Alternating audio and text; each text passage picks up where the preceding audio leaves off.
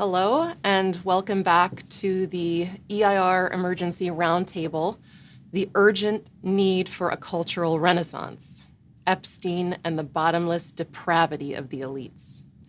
My name is Megan DeBroat. I'll be moderating this panel.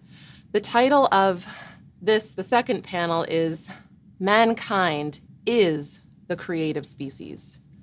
So earlier on panel one, we heard from leaders and experts such as Helga Zepp-LaRouche and many others, discussing the profound crisis into which mankind, world politics, and civilization as a whole has fallen with what's taken the world stage by storm, not only with the horrible depravity of what's coming to light in the Epstein class, but also part and parcel with that, completely inseparable, are the policies, such as we're all watching really in horror with the recent US-Israeli launched attacks on Iran. Now, the question that was raised throughout the first panel, and especially by Helga Zepp-LaRouche at the end of that, is how do we get out of this? When not only the leadership, but we might even say much of the population has fallen into moral bankruptcy. What do we do how do we regain the morality to pull civilization out of this? And I just want to read a sentence or two written by Helga Zepp-LaRouche in the new just released EIR pamphlet, which is called The Empire Has No Clothes, The End of Oligarchy, Not Just Epstein. When she says, when you are confronted with such unbelievable atrocities, there are two possible reactions. One is to react with despair and eventually adapt to a society which is no longer human. Or you say, enough is enough. There is a limit to a tyrant's power, and determine to create a new worldwide renaissance. So that is the topic of our panel. So what we'll do is we're going to have a number of speakers give brief remarks, and then after that, we'll have a chance for dialogue among the panel. So without further ado, let me introduce our first distinguished speaker, the Honorable Donald Ramotar, who is the former president of Guyana from 2011 to 2015. He also recently co-signed 2 letters of former Caribbean heads of state, the first denouncing the Venezuelan invasion and kidnapping, and the second, the strangulating sanctions against Cuba. So welcome, and please go ahead, President Ramotar. Thank you very much. The February 28th unprovoked attack by the United States and Israel on Iran, killing several of its military, religious, and political leaders, has ignited a regional war in the Middle East that can go to untold areas, can spread. As we speak, several cities, towns, and villages in Iran, Israel are burning. Many civilians are being killed, mainly in Iran. We have heard of the girls' school that was hit, in which some 175 children are among those that were brutally killed.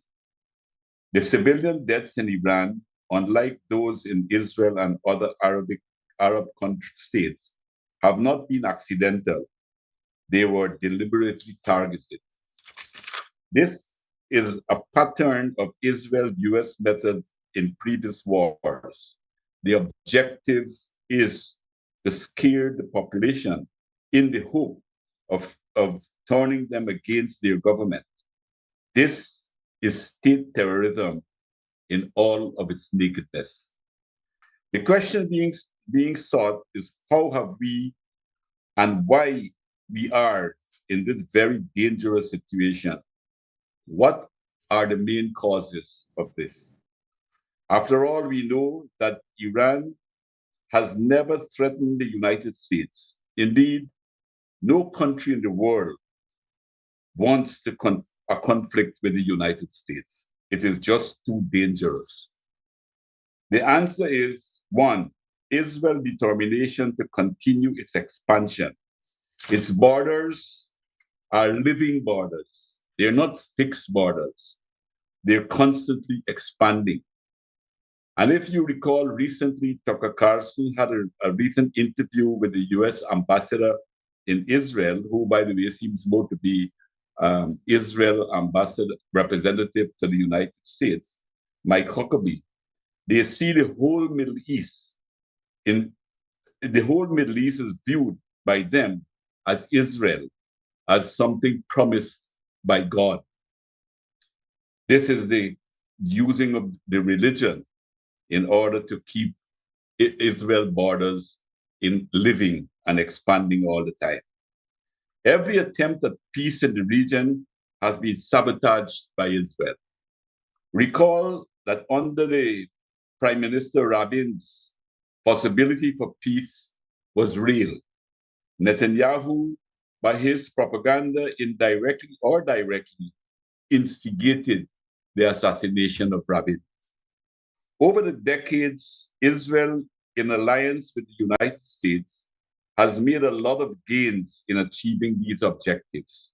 A genocide, unchecked, is continuing against the Palestinian people, despite the talk of ceasefire.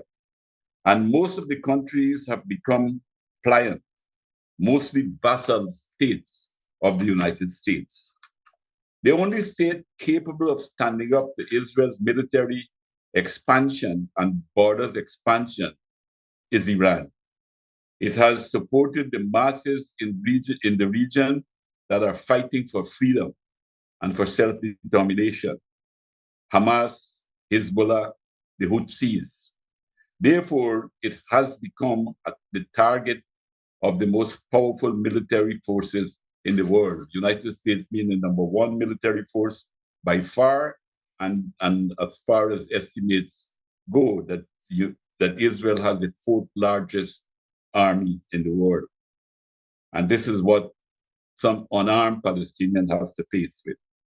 Israel has enormous influence on successive governments of the United States through various means. The IPAC is well known, and a lot have been written and said about them already, of how they influence policies in the United States to favor Israel. And maybe through blackmail, we were speaking about the Epstein incident there, and it is quite possible that knowing the lifestyle of the rich and powerful, these people were entrapped so that they could be blackmailed. The United States, while going along with Israel, has its own selfish and misplaced interests as well. It wants to maintain its hegemony at all costs in the world. That is why, under the Biden administration, it launched its proxy war against Russia. And this has its roots way back in 1989, when Germany was reunited, and when then Soviet Union was almost at the end. And after 1991, the United States could not resist the temptation to try to see that Russia never rises again. The US also developed a hostility to China because of its rapid economic growth and China's Belt and Road Initiative, not because any of these countries are threatening them militarily, but they are afraid of the influence that China is gaining because of its work and its relationship all over the world. It is clear that neither China nor Russia harbor any hostility to the United States. The fear the US has is that China is becoming too strong. More and more countries are mutually benefiting from relationship with China. China wants peace because only through peace it can continue its economic development. Its soft power has grown enormously. The United States sees this as a danger. It is therefore trying to retard China's growth. The first step is to limit its global influence. We in the Caribbean, we have seen that they have announced that very specifically, that they want to push China out of the region, not militarily, because China doesn't have any military installation in the Caribbean and Latin America, but they want to push them out economically to dominate the country on rival and to do whatever, continue the kind of a neo-colonial relationship with the rest of the continent. Even Canada is now rebelling against such things. Using negative propaganda and fear and even military methods, like we see happen in Venezuela recently, now taking place in Iran. This is the methods that the Americans are using to try to maintain their hegemony on the world. The US has become so reckless that it is now openly ignoring international laws, international institutions that it can't control and use for its own purposes are being undermined and are even trying to destroy them, like the United Nations, the ICJ, the ICC, and many of the other UN institutions that they have now been starving of cash that they are supposed to be paying to these bodies. Use of deception in diplomacy and economy is becoming more and more widespread. We know the last conflict with Iran, that the United States was in discussion with Iran during the discussion, when they attacked. We know that today they had an agreement to meet again in one of the Arab countries in order to try to see if they could find a solution. The mediator said that there was a very good possibility of solving this problem. And that is why I believe that the attack took place when it did, at this point in time, not to resume those conversations, because Iran, according to the mediator, was at the point of agreeing not to enrich anything for the nuclear program.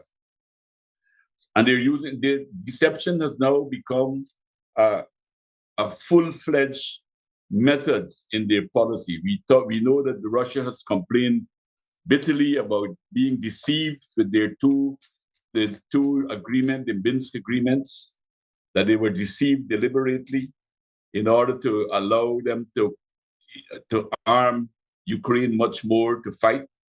And they have been deceived in agreeing to the reunification of Germany on the grounds that NATO will not move 1 inch. But that is not the only people who are complaining now.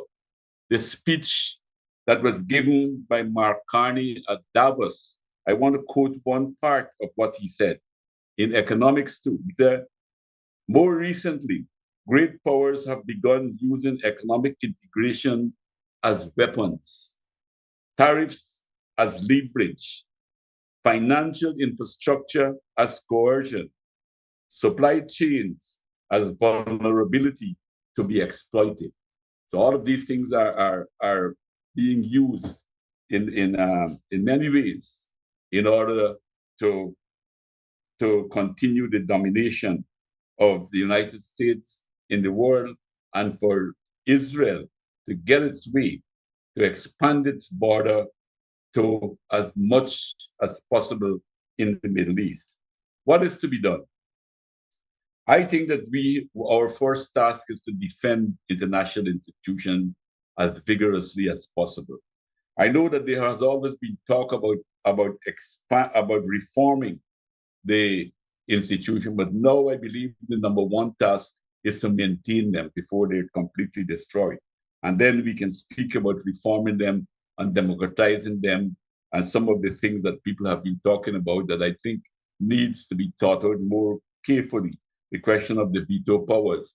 I still believe that there's a role for the veto powers for some countries to have, but maybe there will have to be some other ways of democratizing states. We need to reinvigorate some institution or even to create some similar institution. I'm speaking like one of the institutions in the 70s that was extremely effective in influencing world public opinion was the non-aligned movement. It has lapsed. I believe we need to look at it with a different light, not only this time uniting the countries of the South, but many of the countries of the North that we see in some areas that there is contradiction. For instance, I just mentioned Canada and the United States in the economic field. They still have some of the same positions as far as some key issues are concerned in politics, international politics and international relations. But a lot of countries now are beginning to see that the United States is more interested in domination, including countries like Canada and so forth. So an non-aligned movement needs to be broadened with other countries that are willing to stand up in order to defend their own interests. Or you need more countries like BRICS. But BRICS, I believe, got to be thinking very, very carefully of what it is doing because it's not a cohesive organization. I don't think that everyone is going along with them, going along with the general ideas in BRICS, and that is causing, I believe, some weakness in the BRICS. For instance, that is reflected, in my view, in the visit of Prime Minister Modi to Israel, which shows clearly that he's lining India, a powerful country of India with such long history and tradition and culture, lining it up with a racist genocide regime. So I think all of these things need a lot more discussion and to strengthen these type of institutions that possibly will have the possibility of taking us forward.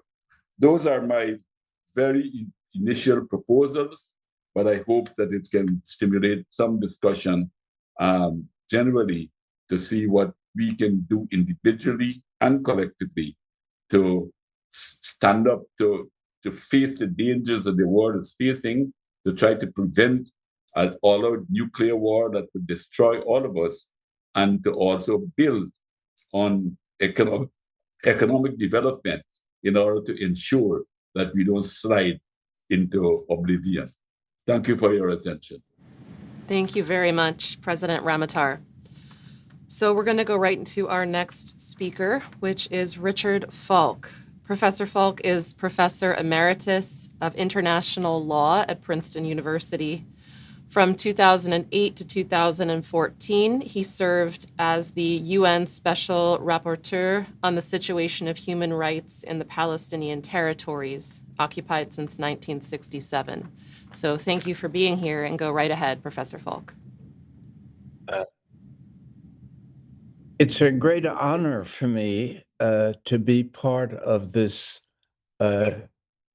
Schiller Institute conference. I had the opportunity to listen to the presentations of panel one, and I think they were an extraordinarily rich discussion of how troubling the present world crisis is and how it really does endanger the entire species, the destiny of humanity in a way that has never been quite so vividly challenged.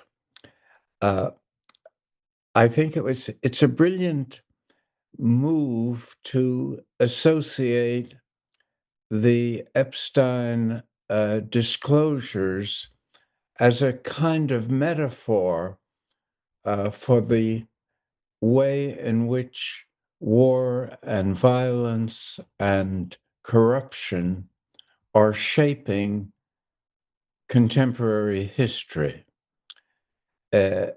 it's something that is deeply distressing, but also is part of a necessary diagnosis of what has to change if a positive response is to be generated and forthcoming. And I think I want to start my comments with some clarifications of the underlying diagnostic issues. I very much agree with the idea that Helga Zepp-LaRouche set forth so clearly of the need for a new architecture of peace and development as a foundation, a necessary foundation for a viable framework of global governance that is premised on justice for all, and for the turning this notion that there are only winners and losers in history into a framing of international relations in terms of seeking to make all political actors winners and to have a benefit for their peoples. I think it's extremely important to understand that World War I and World War II were essentially regional wars within the West. They're called world wars because the West was controlling or dominating the rest of the world. What Iran and Israel's genocidal treatment of the Palestinians give us a glimpse of is this new phenomenon of intercivilizational war. Israel represents the Western beachhead in the Islamic world. And as several of the speakers this morning alluded to, the Huntington ideas of a clash of civilizations is now being enacted in a very menacing manner.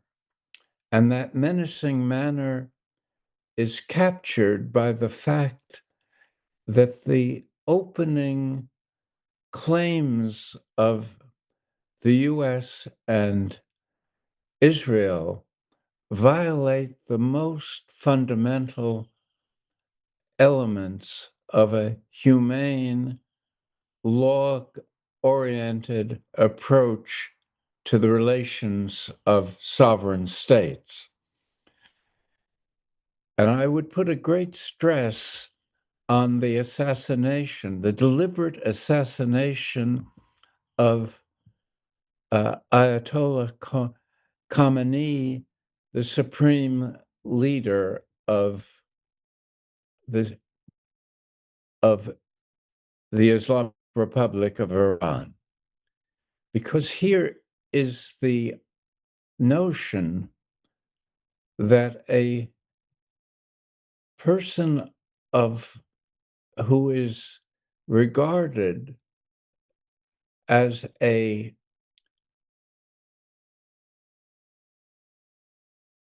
representative of God and of something deeply spiritual should be the object of a deliberate assassination is to strike at the essence of what an intercivilizational war is about.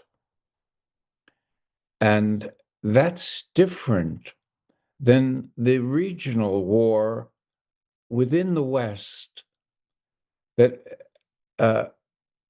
was first fought in relation to Germany and then became the Cold War.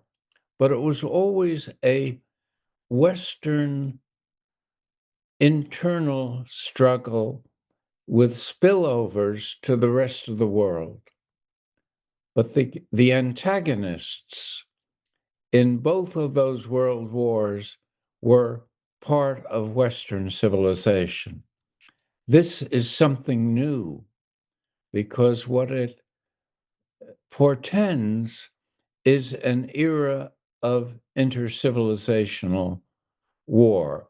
And Modi's visit, which was just alluded to, is another dimension of that, where a Hindu leader of India befriends a genocidal Western leader in order to connect the suppression of Muslims in India and even more grossly in Kashmir. This is all part of, this is another dimension of intercivilizational warfare that's extremely disturbing and distressing. I've devoted my life to the promotion of an international law framework for the foreign policy, first of all, of my own country, the US, and more generally of the world. But I have had no illusions that such a vision of a peaceful world was shared by the foreign policy elites, not only of the US, but of the other powerful countries. And there's a lot of wishful thinking about what the UN was established to achieve. That architecture of security and peaceful development was basically giving concrete institutional embodiment to a vision of the future that was controlled by the winners of the war. It was not an institution structured to achieve peace, because that would make no sense of giving the most powerful and dangerous countries not only the control over the decision power of the Security Council, but over the enforcement of the ICJ and ICC's judgments, of the capacity to amend the charter. This was a winner's idea of keeping the control of war and peace ultimately in the hands of the winners of World War II. And that meant that there was a primacy given to geopolitics and a subordination of law that was to apply to the rest of the world. And this kind of thinking, which is still very foremost among the foreign policy elites of the world, also was present in the war crimes trials in Nuremberg and Tokyo, where only the crimes of the losers were investigated and scrutinized, and the crimes of the winners were ignored, and nuclear weapons, as a result, were given a kind of provisional legitimacy despite the atrocities of Hiroshima and Nagasaki. And this has been reproduced in the so-called Trump plan for the end of the Israel-Palestine struggle by rewarding genocide and punishing its victims. That's another way of saying that what counts is the expression of military dominance, not what is beneficial to people or in accord with the embodied principles of justice. And the same thing is we need to get rid of the illusions that we have something positive to reproduce in the present crisis situation. Same thing about the US saying the vision of the founders is something that the US has departed from, which is certainly true, but it overlooks the fact that the founders were responsible for genocidal policies against the native peoples of the land they settled on and occupied. They were colonialists, they were settler colonialists. And beyond that, they had many of the founders and early presidents were slaveholders.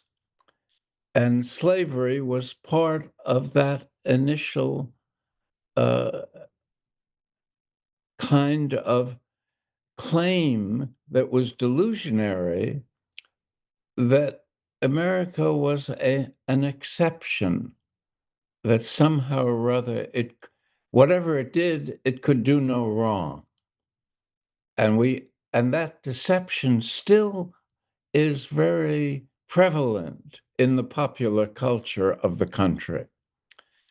And we really need to get beyond that if we are to achieve this new architecture, which we need desperately. And one of the aspects of this is the groupthink within foreign policy elites, epitomized by the Henry Kissinger perspective on law and morality, which is premised on a dogmatic acceptance of political realism, which is a cover for military agency in the history of the human species. And that view is still almost impossible to contest in the inner circles of the leading countries of the world, with the possible exception and partial exception of China. And we can learn, in order to get the alternative architecture, I think one of the early moves toward making that not just a dream, but a political project is to learn from China. We don't have to imitate China. They have their own internal deficiencies, but we can learn a great deal from China about the importance of renouncing military agency as the basis of prosperity and of security. And until we learn that, I'm very doubtful that there will be a way to make this vision of a different peace and development architecture into a political project that has a chance of realization. The only alternative is the power of the people to rise up and challenge this. But that requires more time than I think the human species has to address these fundamental dislocations. And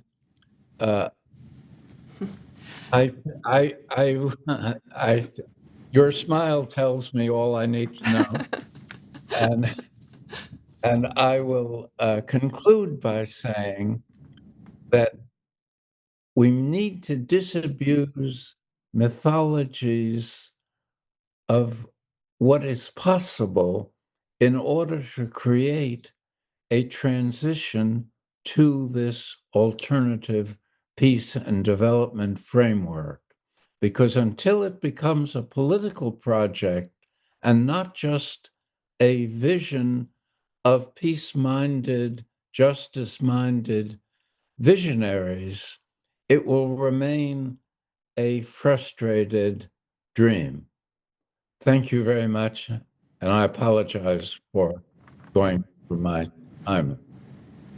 Well, thank you very much, Professor Falk, for your very interesting remarks, very frank remarks, and I think very useful for the discussion of this group, which absolutely intends to achieve the aims that we've put forward. So thank you for that. If you're just joining us, this is the EIR Special Emergency Roundtable. This is panel 2, Mankind is the Creative Species. So our next speaker is Congresswoman María de los Ángeles Huerta. She is a former Congresswoman in Mexico. She's a social activist and a communications expert. So please, Congresswoman Huerta, go ahead. Muchas gracias. Thank you very much. Thank you to all of you. A very fond greetings to Helga. And I do think that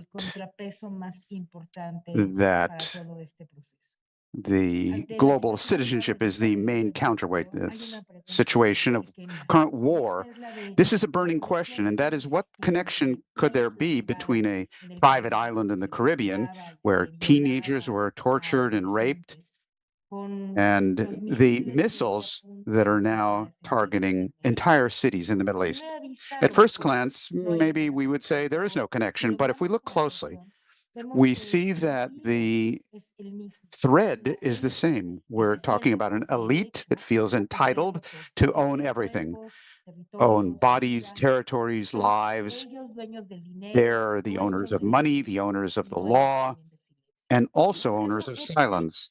The Epstein case seems to me exposed the rot in its most obscene form. We see princes, presidents, scientists, bankers, all sharing the same basement. In Mexico, we had our first warning of this kind of rot in 2005, This was the case of a journalist whose name was Lydia Cacho, who exposed the same thing here in Mexico. Networks of pedophilia, abuse against children, boys, girls, all of this in a monstrous magnitude. Businessmen were protected by governors, by complicit judges, these demons of Eden, in a system that criminalized the victims and rewarded the perpetrators. This whole geography has changed in Mexico, has also changed, as you know, but now with the Epstein case, we see that although the names may change, the power structure of the neo-fascist pedophiles is identical. Money, power, and impunity operating without borders.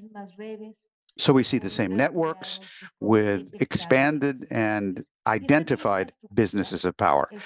That same structure is what has us today at the edge of the abyss, because the abyss of war, because the elites feel entitled to possess other people's bodies. They also feel entitled to possess other people's territories. They are the same military-industrial complexes, the same arms lobbies, the same think tanks that manufacture consensus for war, the same banks in tax havens. It's the same logic. The world is their property, and they think that we're merely tenants with more or less chances of surviving. But why is it so difficult to bring a powerful sexual predator to justice? I think it's because he has networks that protect him. We see Prince Andrew of England he enjoyed more than 20 years of direct protection from the British Crown. We're also seeing that today Donald Trump is still protected by the darkest forces of the US state. That's why it is apparently so difficult to stop war, because it is the same networks that benefit from it. It is no coincidence here. We now know with complete clarity that the same impunity in sexual matters is the same impunity we see with regard to war, and both impunities are stemming from the same source.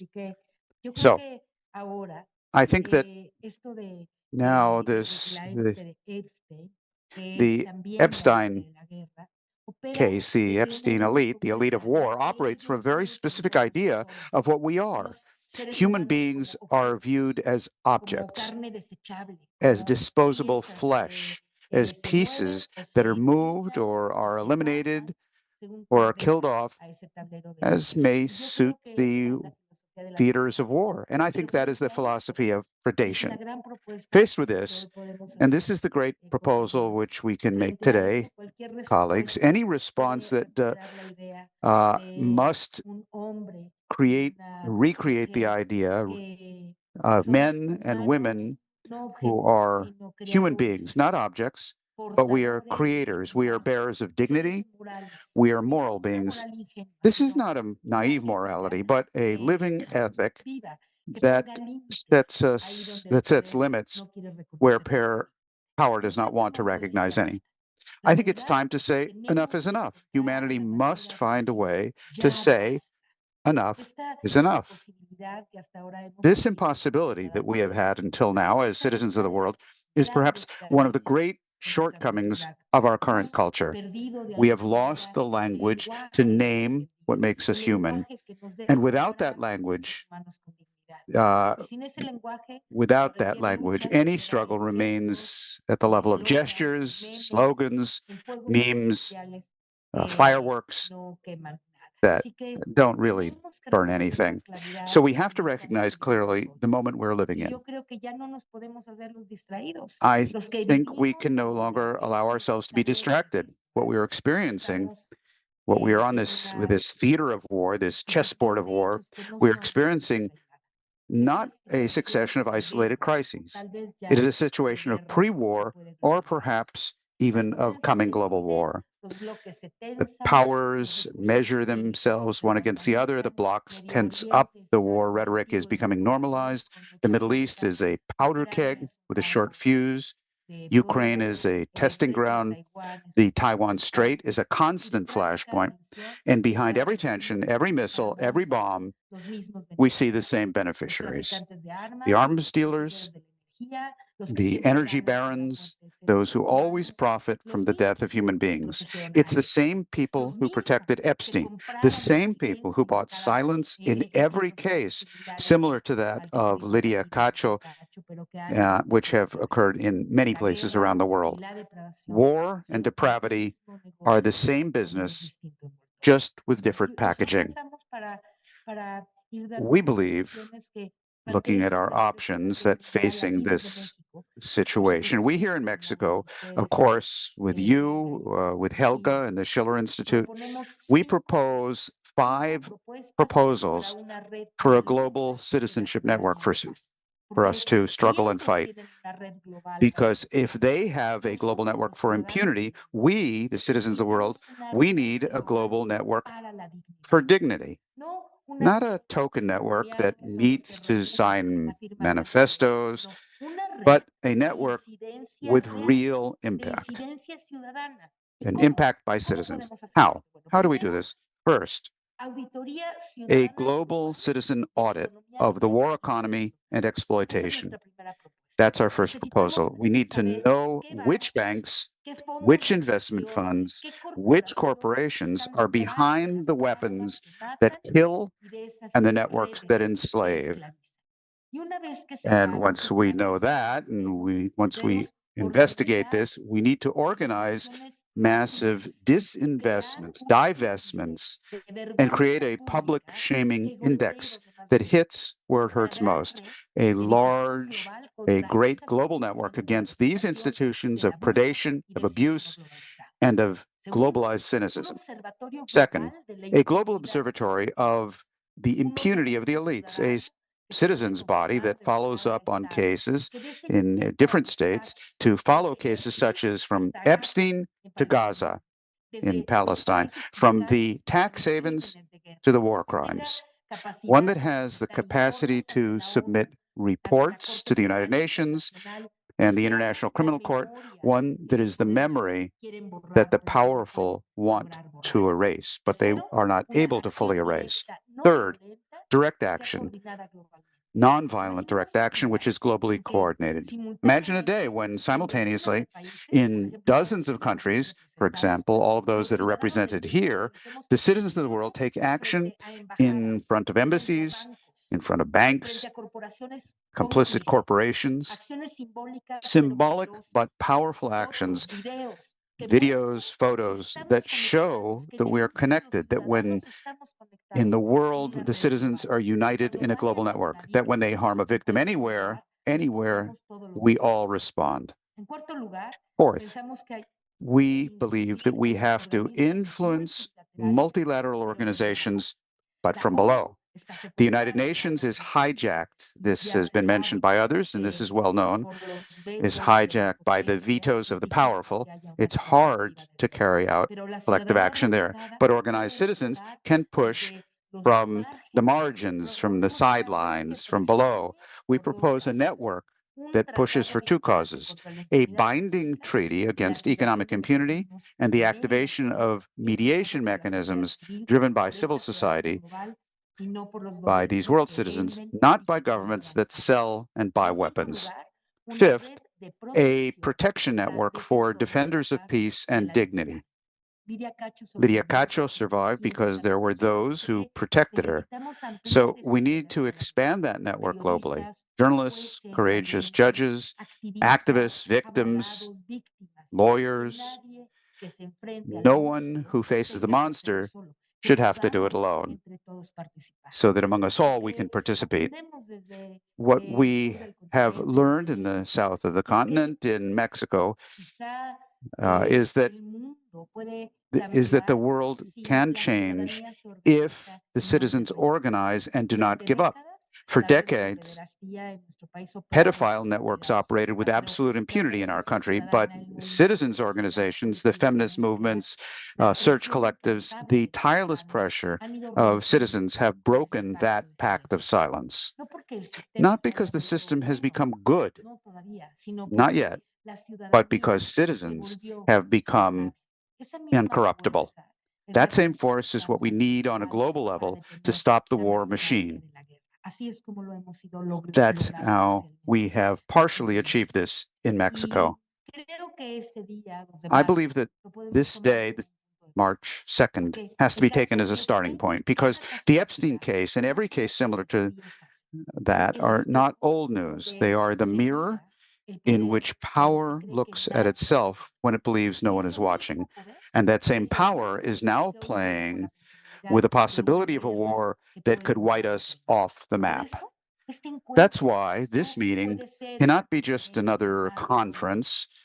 Not just that, it must be the starting point for a global network of citizen advocacy, a network that not only denounces, but also acts, that not only shows solidarity, but also has collective global action, so that it also organizes, that it only looks at the chessboard of war, but also moves the pieces. The monster is global, but we can be too. There are citizens all around the world, and we are more. We are many. We are the ones who believe that no child should be abused or exploited. We're the ones who believe that no war should be inevitable. We are the ones who defend a concept of humanity that is opposed to predation. Human beings are creators, not destroyers. We are the citizens of the world, and the time has come to act as such, as citizens of the world. Thank you all to the Schiller Institute, to our dear Helga for this work and for this initiative, for this effort. The time to act together, we believe here from Mexico, we believe that the time has arrived all together to support this great effort for work which we're carrying out today and which Helga has carried out and for a long time and which we must now support and create a great effort and accomplish something together. I think, dear friends, the time is now or never. Thank you very much. Thank you very much, Congresswoman Huerta. So I'd like to move to our next speaker. Our next speaker is Fernando Garzón. He is from Ecuador. He's an architect and urban development specialist, and he's the director of the Ecuador-Palestinian Union. He's also the former Undersecretary of Government in Ecuador. So, Mr. Garzón, please go ahead.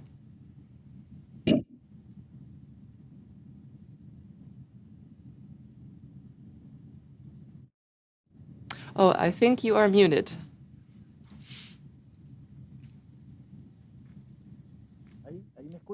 Okay, now can you hear me? Yes. Good morning to all of you, especially Helga Seplerouche, Dennis, and others who are present. So for this presentation, I've considered it appropriate to focus on the issue of peace, which I call sovereign peace, and to contrast this with what is barbarism. So in that regard, I would like to make reference to what was stated at one point by Ernest Hemingway in 1958, who learned from Leo Tolstoy, the Russian author of War and Peace, to write about war in the most direct, honest, objective, and raw way. Let us proceed accordingly by stating that in the origin and development of human communities, violence has manifested itself as an instrument for conquering the community of nature and of some human groups against others. Today, in the face of warnings of an end-of-the-world war and the moral crisis of false leaders, the truth must not die. And here is a statement which provides a framework of what we would like to say, what orients us with regard to what I call consciousness driven mad by the accumulation of capital by financial entrepreneurs and their productive partners.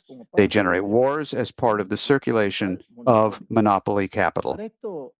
To this end, the Dutch movement Pax, winner of the 2017 Nobel Peace Prize, demonstrated in its 2022 report that financial companies in the United States and Europe made more than 746 billion available to 24 companies heavily involved in the production of weapons.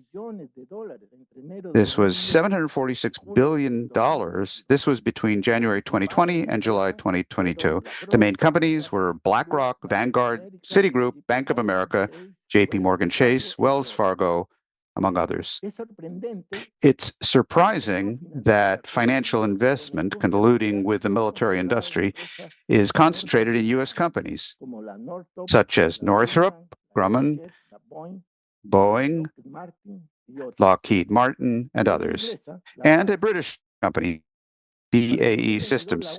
By 2022, the United Nations estimates that there are still around 12,500 nuclear weapons, of which 5,943 belong to 3 NATO countries: the United States, 5,428, France, a lot less, and the United Kingdom, and a similar number belong to Russia, with 5,977.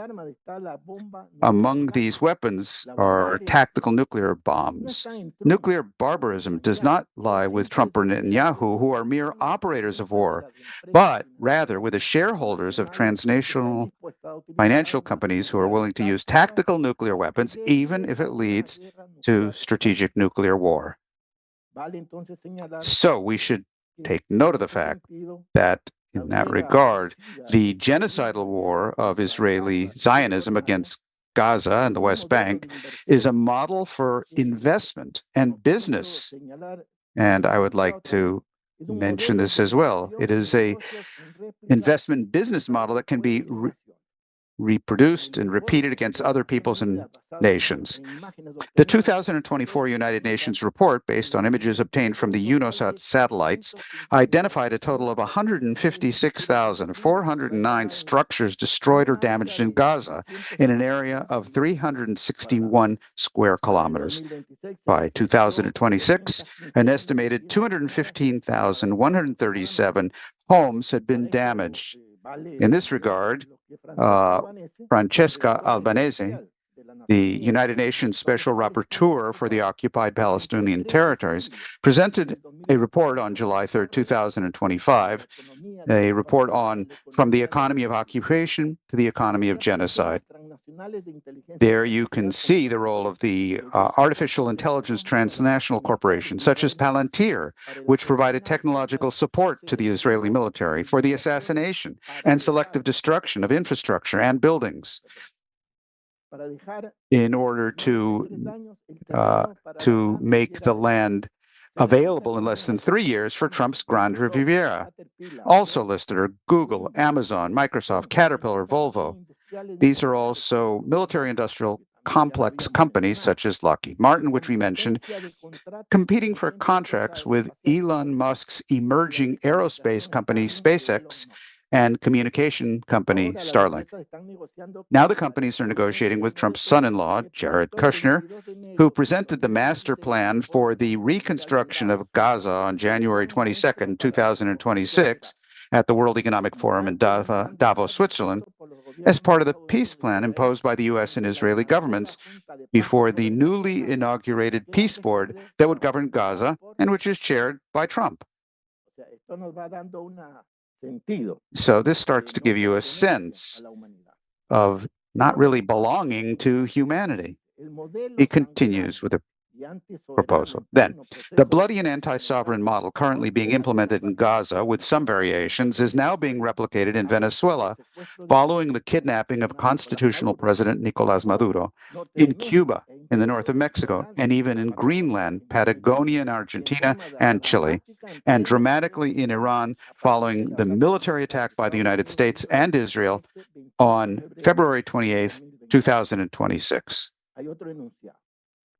So, the transnational communication companies that lead the cognitive war against humanity have deep-seated monopolistic conflicts. On December 4, 2025, Warner Brothers, with more than 100 years in the audiovisual world, announced a preliminary agreement with the powerful Netflix, which offered to pay $82.7 billion for its studios and streaming divisions, with a share value of $27.75. WB brands include Harry Potter, Game of Thrones, The Lord of the Rings, various motion pictures, HBO, TNT, among others. 4 days later, on December 8th, 2025, the transnational Paramount presented shareholders with a hostile takeover bid of $108.4 billion, offering $30 per share, a purchase that would include the Trump-opposing television networks CNN and CBS. On February 28th, after Netflix withdrew from the multi-billion-dollar bidding war, Paramount finally agreed to the purchase with Warner Brothers, with a boost from the relationship between Trump and the Ellison family, including tech billionaire and Republican mega donor Larry Ellison, the main shareholder, who is close to Israel Prime Minister Benjamin Netanyahu and a donor to Israel's military defense force. This business alignment included the signing of affinity partner investments by Jared Kushner, negotiator of the peace plans for Gaza, Ukraine, and possibly Venezuela. Paramount's offer included other financiers from Saudi and Qatari sovereign wealth funds. The binding regional variants stand out. José Luis Manzano, an investor who was a minister under Argentine President Carlos Menem and is currently with Milei's right-wing government, was reported on February 17, 2026, to have purchased Ecuador's largest newspaper, El Universo, while also negotiating for the Spanish economic newspaper Cinco Días. This investment was backed by the Cuban-American Foundation of the famous anti-Castro terrorist Jorge Mascanosa of Miami, who managed the interests of Cubans in Miami. The foundation is linked to Marco Rubio, of Cuban origin and Secretary of State in Donald Trump's government, who is promoting a criminal blockade against the Cuban people, reproducing the Gaza model. The resolution of this monopoly conflict will shape the global geopolitical context, the direction of information, narratives, and the false construction of reality. There's another point to make: the depravity of the elites of the economic and political power blocks. It seems that the depravity of political and business leaders is inherent to power. Therefore, it constitutes a system of structures and patterns of behavior that go beyond ethical and moral relevance to become part of a system of extortion, control, and blackmail for strategic business and state economic policies. Many of the individuals on Epstein's list fit this profile. In Latin America, Mexican businessman Ricardo Salinas, president of TV Azteca, Carlos Slim, president of Telmex, María Aramburuza, one of Mexico's wealthiest individuals, Alfonso de Angoitia, president of Televisa, and Ramos Ayub, who recommends that Epstein meet with an anti-Chavez leader. Andrónico Luksic of Chile appears in Epstein's files, mentioned in a conversation with the Sultan of the United Arab Emirates, where they discuss a trip to Dubai, where, according to Colombian President Petro, the World Drug Trafficking Board is based. He says, to meet the chairman of DP World, Sultan Ahmed bin Sulayem.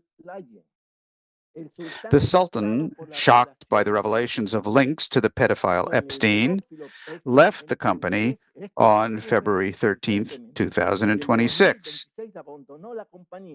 This company invested more than $1.2 billion in the deepwater port of Bosshard in Ecuador, my country, a key infrastructure concession for 50 years that allows the operation of large draft vessels, 15 meters.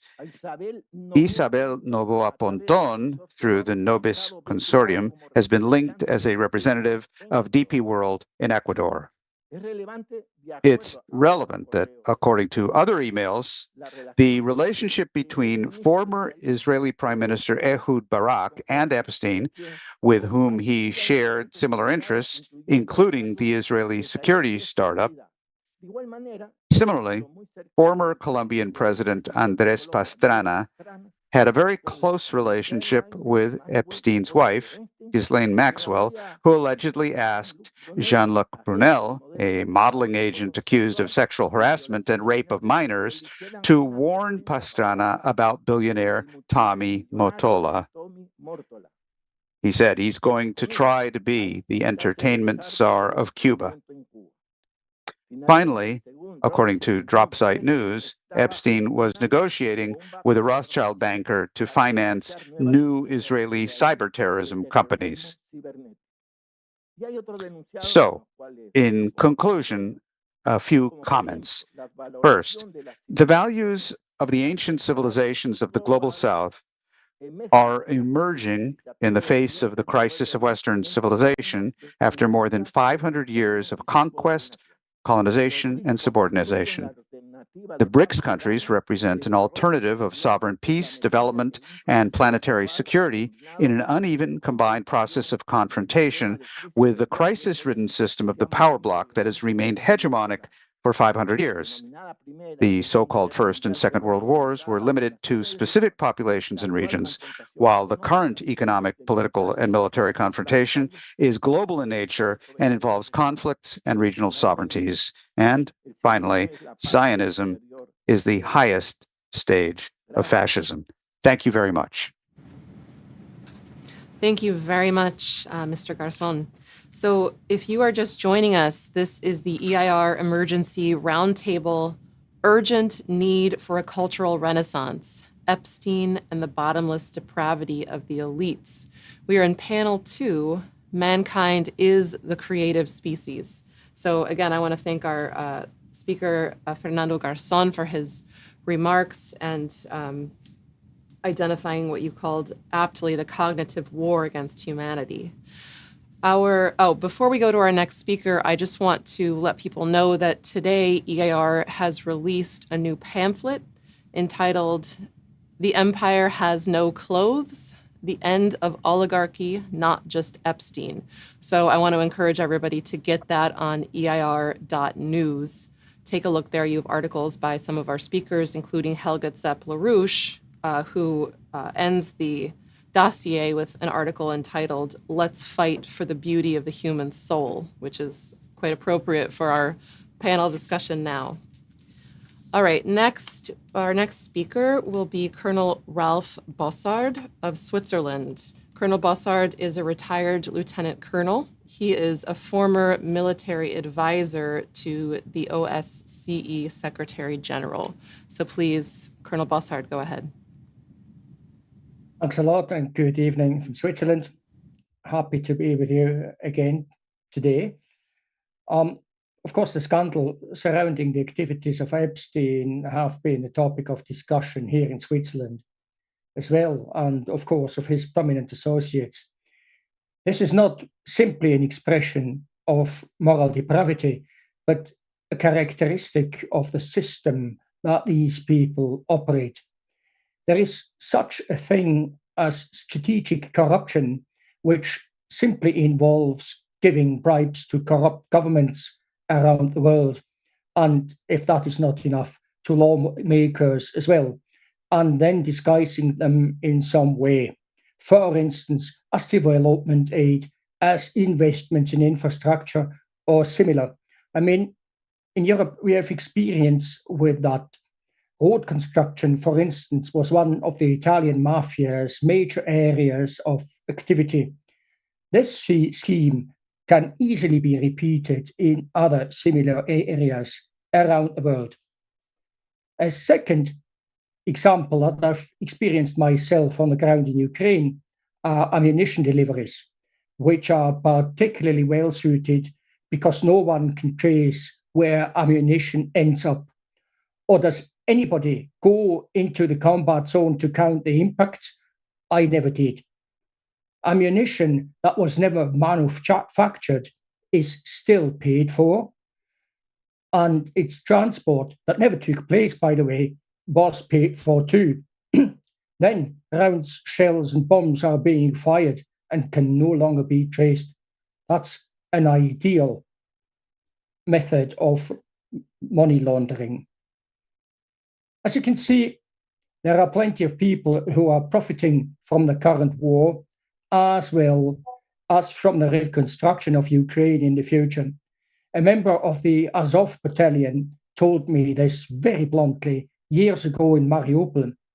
Before the war, he had been a building contractor, but now, he said, the destruction of houses was blooming. I called it cynically warm demolition. And afterwards, he will rebuild the very same houses in the destruction of which he has participated himself. So that's a long-term business strategy. Another field of activity, of course, is prostitution. Of course, what men and women do behind closed doors is none of the authorities' business. In this area, it is difficult to provide watertight evidence. The involvement of diplomats from the European Union's Foreign Action Service was surprising. In particular, it has been discussed in the press. Ambassadors who appeared at diplomatic events accompanied by escort girls, young women, I would even call it provided by a member of parliament, are one example that I've experienced myself. An article about the abysses of EU diplomacy in Moldova, for instance, published years ago, is no longer online. It was too sensitive. It was taken offline. But when I hear about Epstein, I think this is all still harmless. What they reveal is beyond the imagination of ordinary people. I mean, years ago, I was asked by the St. Gallen City Police here in Switzerland if I could establish a channel of communication with the Ukrainian police in investigations into trafficking in child pornography. As long as people like Oleg Lyashko had influence, and probably still do have, this will hardly be possible. That was the disappointing answer that I had to give the colleagues in St. Gallen. I'm currently assisting a Swiss lawyer in a legal dispute between so-called refugees in Switzerland who are affiliated with criminal gangs from Ukraine. Defrauding refugees has become a common practice for organized crime, but there is more to it than that. Drug trafficking, threats, attempted homicide, arson, and more. It looks to me as if the Ukrainian intelligence services are using organized crime to silence critics abroad or even kill them outright.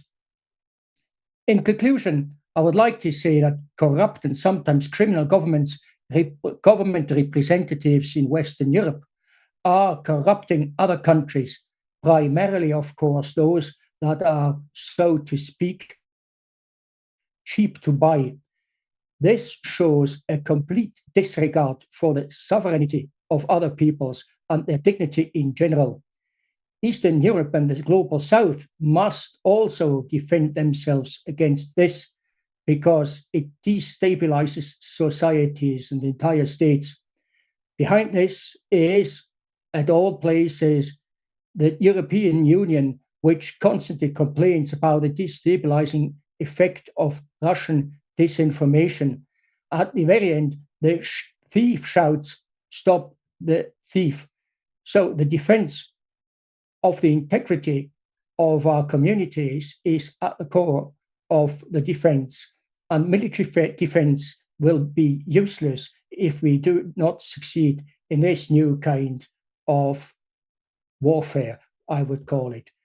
So with these words, thanks a lot for your attention and looking forward to your questions in the discussions. Unfortunately, I will have to leave. I will have to leave very soon. Thanks a lot. Thank you very much, Colonel Bosshard, and thank you for being with us. Our next speaker, moving right along, is David Monyae. Mr. Monyae He's in South Africa. He is the director of the Center for China-Africa Studies at the University of Johannesburg. So please, Mr. Monyae, welcome and go right ahead. Thank you. Firstly, I'd like to say it's a great honor to speak before you. I stand on the existing protocol. I'd like to specifically thank Olga and the all organizers of this important seminar. Africa, like all other continents, is deeply affected by events taking place in the United States and currently in the Middle East. I've been asked to speak on Africa-China relation. However, in the context of the current situation in the Middle East, I would like to add that at the end of my notes. I've divided the talk into three phases of the relation between Africa and China. The very first phase is the historical period, which is with the coming of people's PRC into the revolution of Chairman Mao in 1949 to 1978. China's engagement with Africa during this particular era was shaped by anti-colonial solidarity, Cold War competition, and Beijing's search for global South alliances. Many African movements received political support from the government of People's Republic of China, including training, resources, and diplomatic recognition. The landmark project of this period is the Tazara Rail of 1970-1976, symbolizing South-South cooperation and China's commitment despite its own poverty. China's Africa diplomacy focused on recognition in the United Nations, culminating in 1971 when African votes helped Beijing regain PR's seat within the United Nations. Relations were mostly political, not yet driven by trade, investment, or large infrastructure. The second phase of the relation between the two is the post-1978, the opening up period, 1978 to key issues. Under Deng Xiaoping, China reoriented its foreign policy towards modernization, markets, and outward engagement. Access to raw materials for China industrial boom, new export markets for Chinese manufacturing, and Africa was all important for China in this regard. Diplomatic partners supporting China's rise, and I think you see the relation continuing in these spheres. China's firms began entry into Africa in infrastructure, construction, textile, and agriculture. Foundation laid for the structured cooperation, culminating in the establishment of the now Forum on China-Africa Cooperation in the year 2000. The third phase, which is the contemporary period, Africa-China ties became systemic, trade infrastructure, digital tech, security, and multilateral diplomacy. China becomes Africa's largest trading partner since the year 2009, with trade surpassing US dollars at $250 billion in recent years. Massive infrastructure footprints, roads, ports, rail, energy, ICT, driven by Belt and Road Initiative. Digital technology became a new frontier. Companies like Huawei, ZTE, anchor Africa's digital transformation. African countries use Chinese finance and technology to fill long-standing developmental gaps, industrial parks, SEZ, special economic zones, renewable energy, and manufacturing clusters. Increasing influence in multilateral spheres. I think we have seen the expansion of BRICS, the South-South cooperation, support of South Africa Union, particularly the Africa Agenda 2063, addition of Africa into G20, and a shared narrative about development independence. The relation is no longer one-dimensional. It's political, economic, technological, and increasingly security-orientated. In conclusion, how the Middle East conflicts will affect Africa-China relation.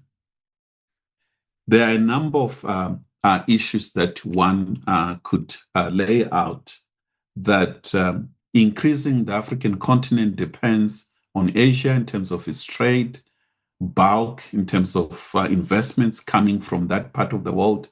While we're talking about China, Africa, increasingly we're having states, particularly in the Gulf states, are deeply involved in Africa, investments and the like. Like all other conflicts, the Middle East is quite close to the continent. Our trading routes, the Belt and Road, as we have mentioned, and the tension between bigger powers that remains Africa's traditional partners, such as the United States, the European Union, still play a critical role on the African continent. And as one of the least developed continents in the world, Africa requires a stable global order. Under this environment, it would be really difficult for Africa to fulfill some of its core objectives of poverty alleviation, dealing with inequality, as well as unemployment, infrastructure development, dealing with the rising issue of climate change, and to catch up, not just broadly development, but to catch up on some of the key cutting-edge technology as we enter the fourth industrial revolution. And therefore, like all colleagues, we condemn in the strongest terms wars of choice, abuse of human rights, and unjust wars. And we join others for a peaceful resolution to the conflict and mobilization of the people. We, the people, as we say in the United Nations Charter, we need to be activated and ensure that we mobilize everyone in favor of peace, not wars. On those words, I thank you once again. Thank you for having me, and I wish this seminar a success.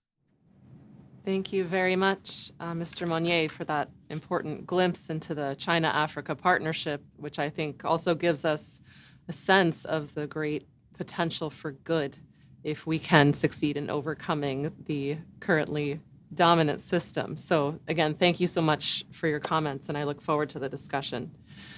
Before we get to our next speaker, I just want to mention a second edition of the Schiller Institute report entitled Extending the New Silk Road to West Asia and Africa, which has just been released, is available on Amazon. So this is available in English and also in Chinese.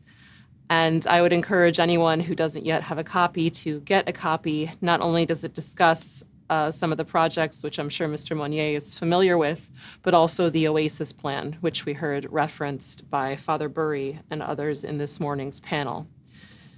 So moving along, this is the second panel of the EIR Emergency Roundtable. The title of our panel is Mankind is the Creative Species. Our next speaker is Ali Rastbeen. Mr. Rastbeen is joining us from France.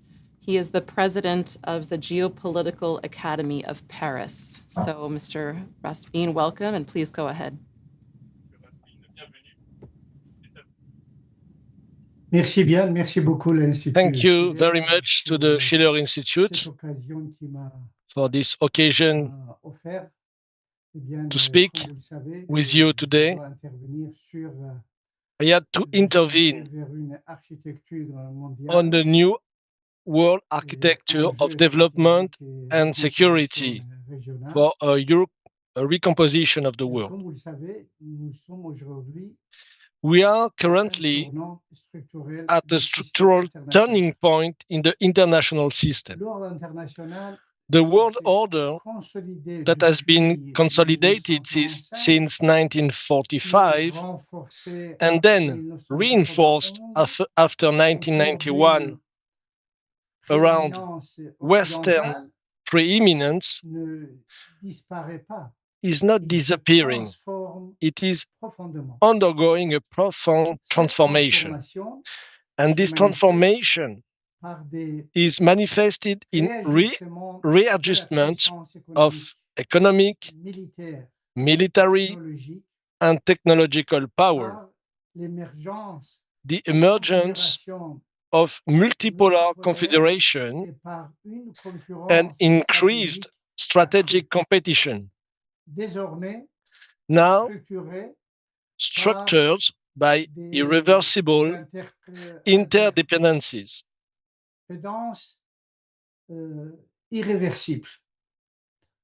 Cette dynamique correspond à This dynamic corresponds to what contemporary strategic literature refers to as hegemonic transition.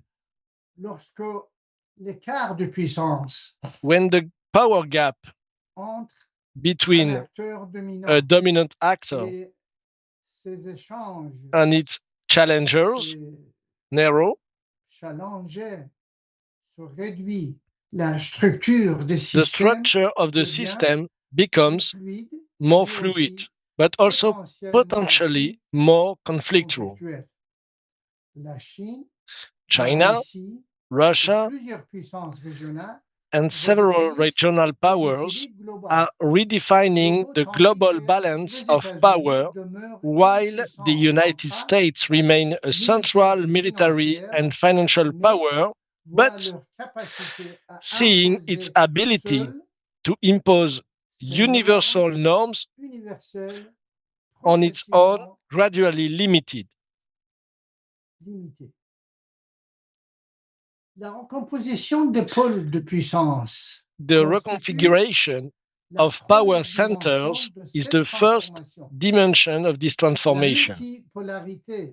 Multipolarity is expressed through the emergence of coalitions and groupings that redistribute global power. The expansion of the BRICS, now under India's rotating presidency in 2026, illustrates the desire to broaden the representation of emerging economy in global governance and to rebalance institutional power relations.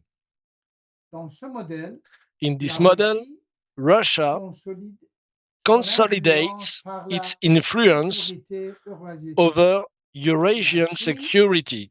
China weighs heavily on the strategic balance in East Asia.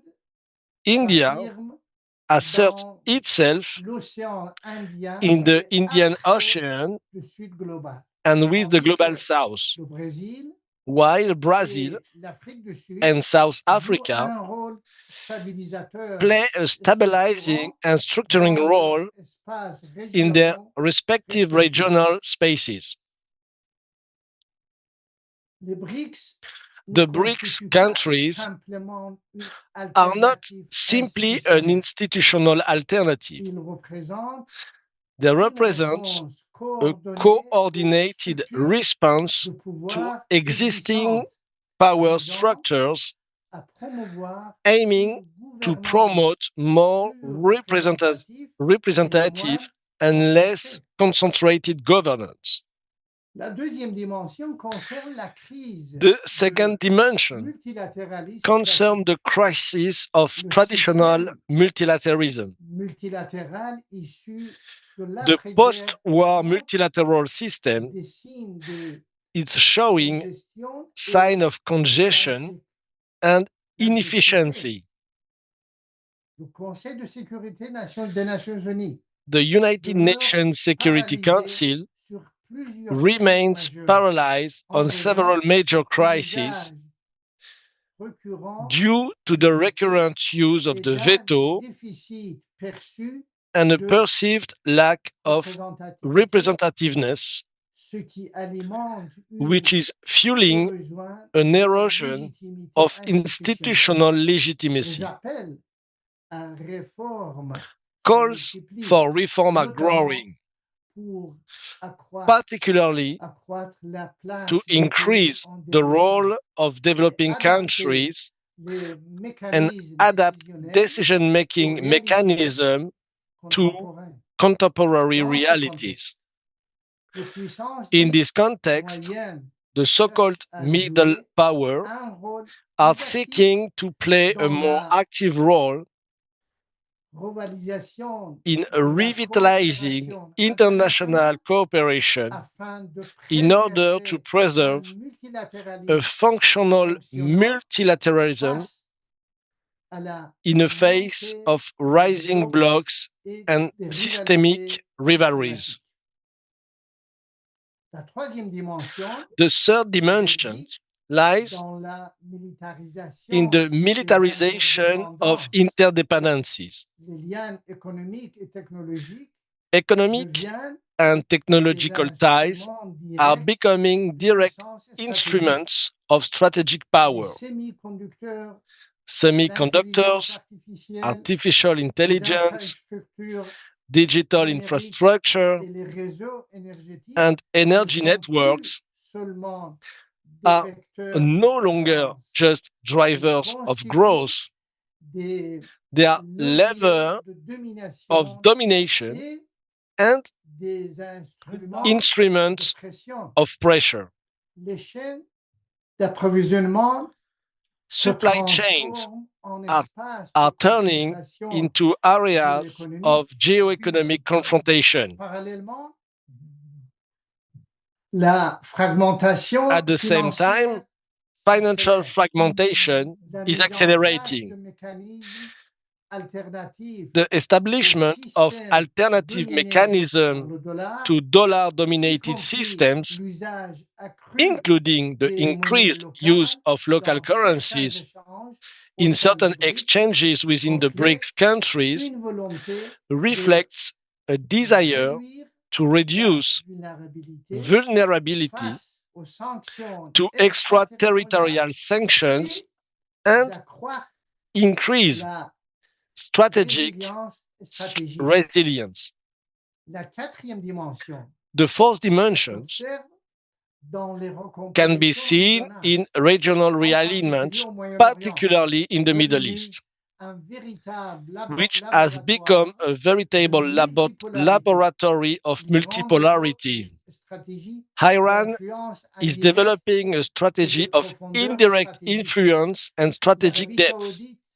Saudi Arabia is adopting a diplomacy of balancing between Washington, Beijing, and Moscow, while Israel is adjusting its posture in the face of persistent hybrid threats and a more complex strategic environment. International mediation, particularly that facilitated by China between Riyadh and Tehran, illustrates the diversification of crisis management mechanisms and the end of the exclusive domination of a single external actor in the region.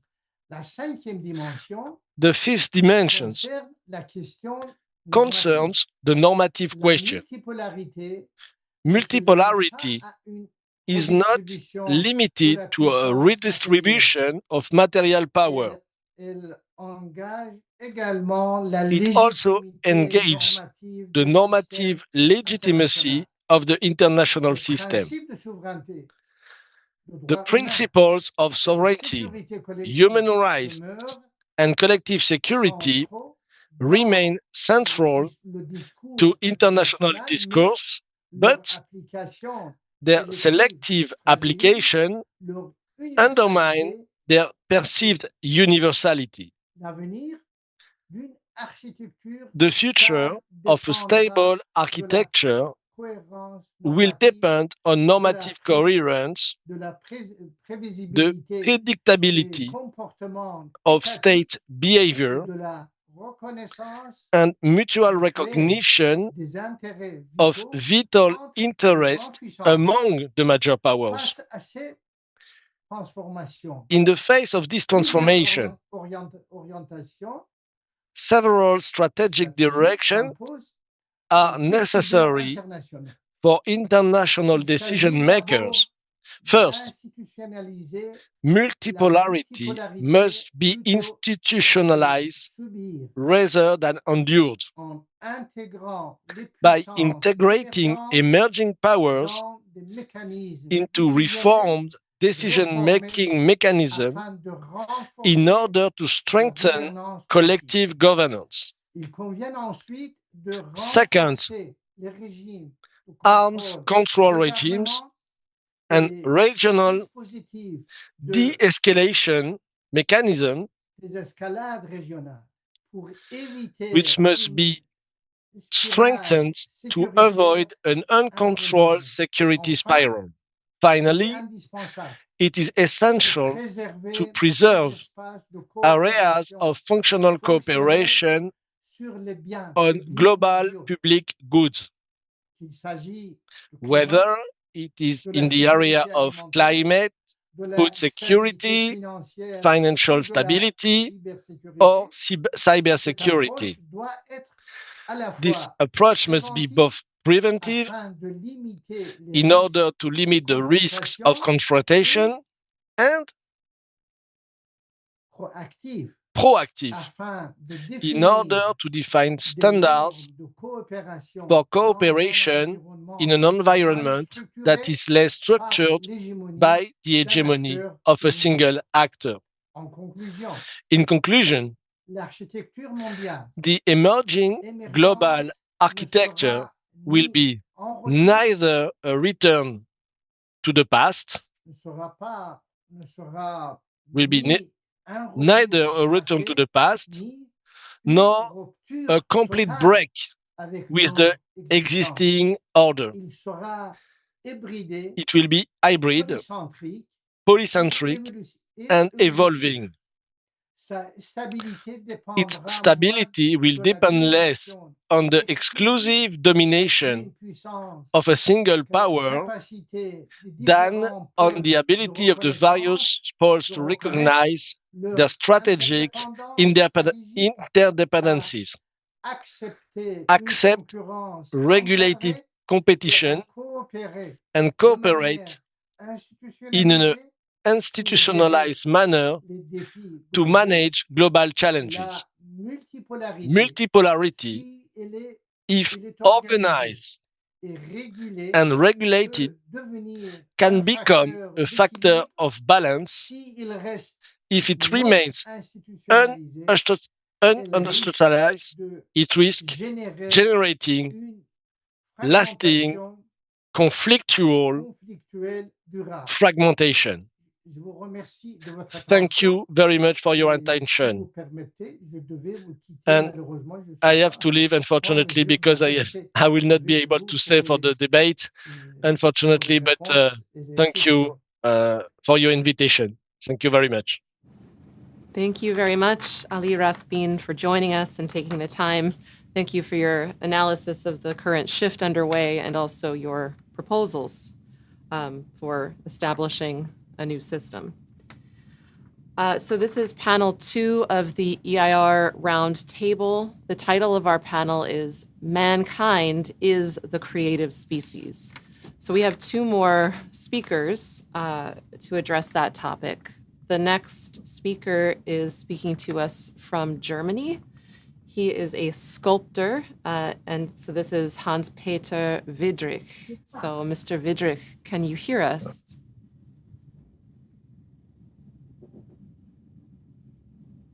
Guten Abend. Ich heiße Hans-Peter Vidri und ich lebe seit 1975 Good in evening. I'm Steinbach. Hans-Peter Widrich, and I'm living close to Nuremberg. I'm originally from Nuremberg, and since 50 years, I live as sculptor close to Nuremberg. I know the political development and the military development, for example, in Switzerland, and I know the history of Germany and also the Western world. And I, of course, as an artist, am at the edge of society. So all the problems that are in society, I'm concerned with them.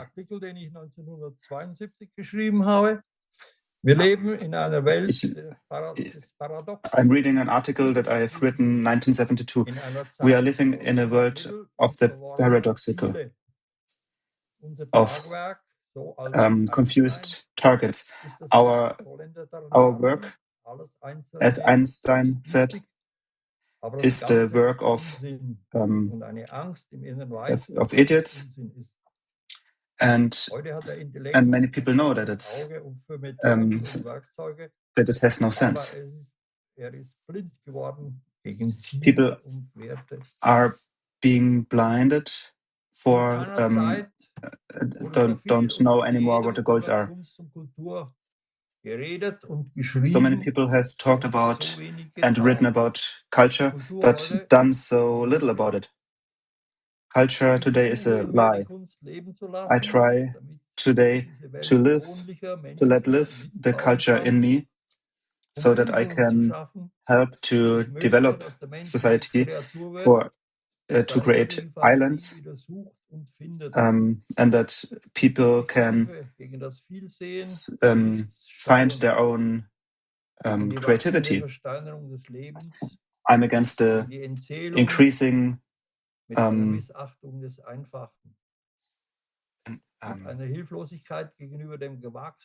development into stone of people. I'm against the dehumanization.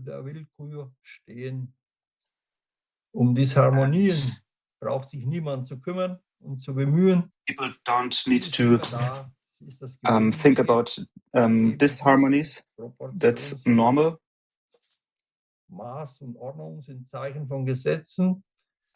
Order is a part of laws that are being fulfilled or not. All these problems that we have today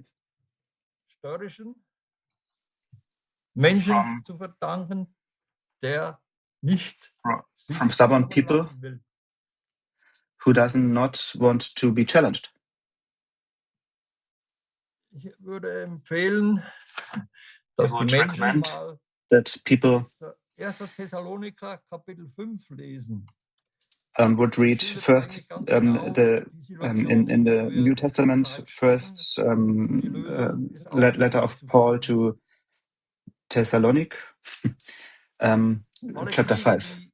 All the wars that have been fought since the Second World War did not have a plan how it should continue after the war.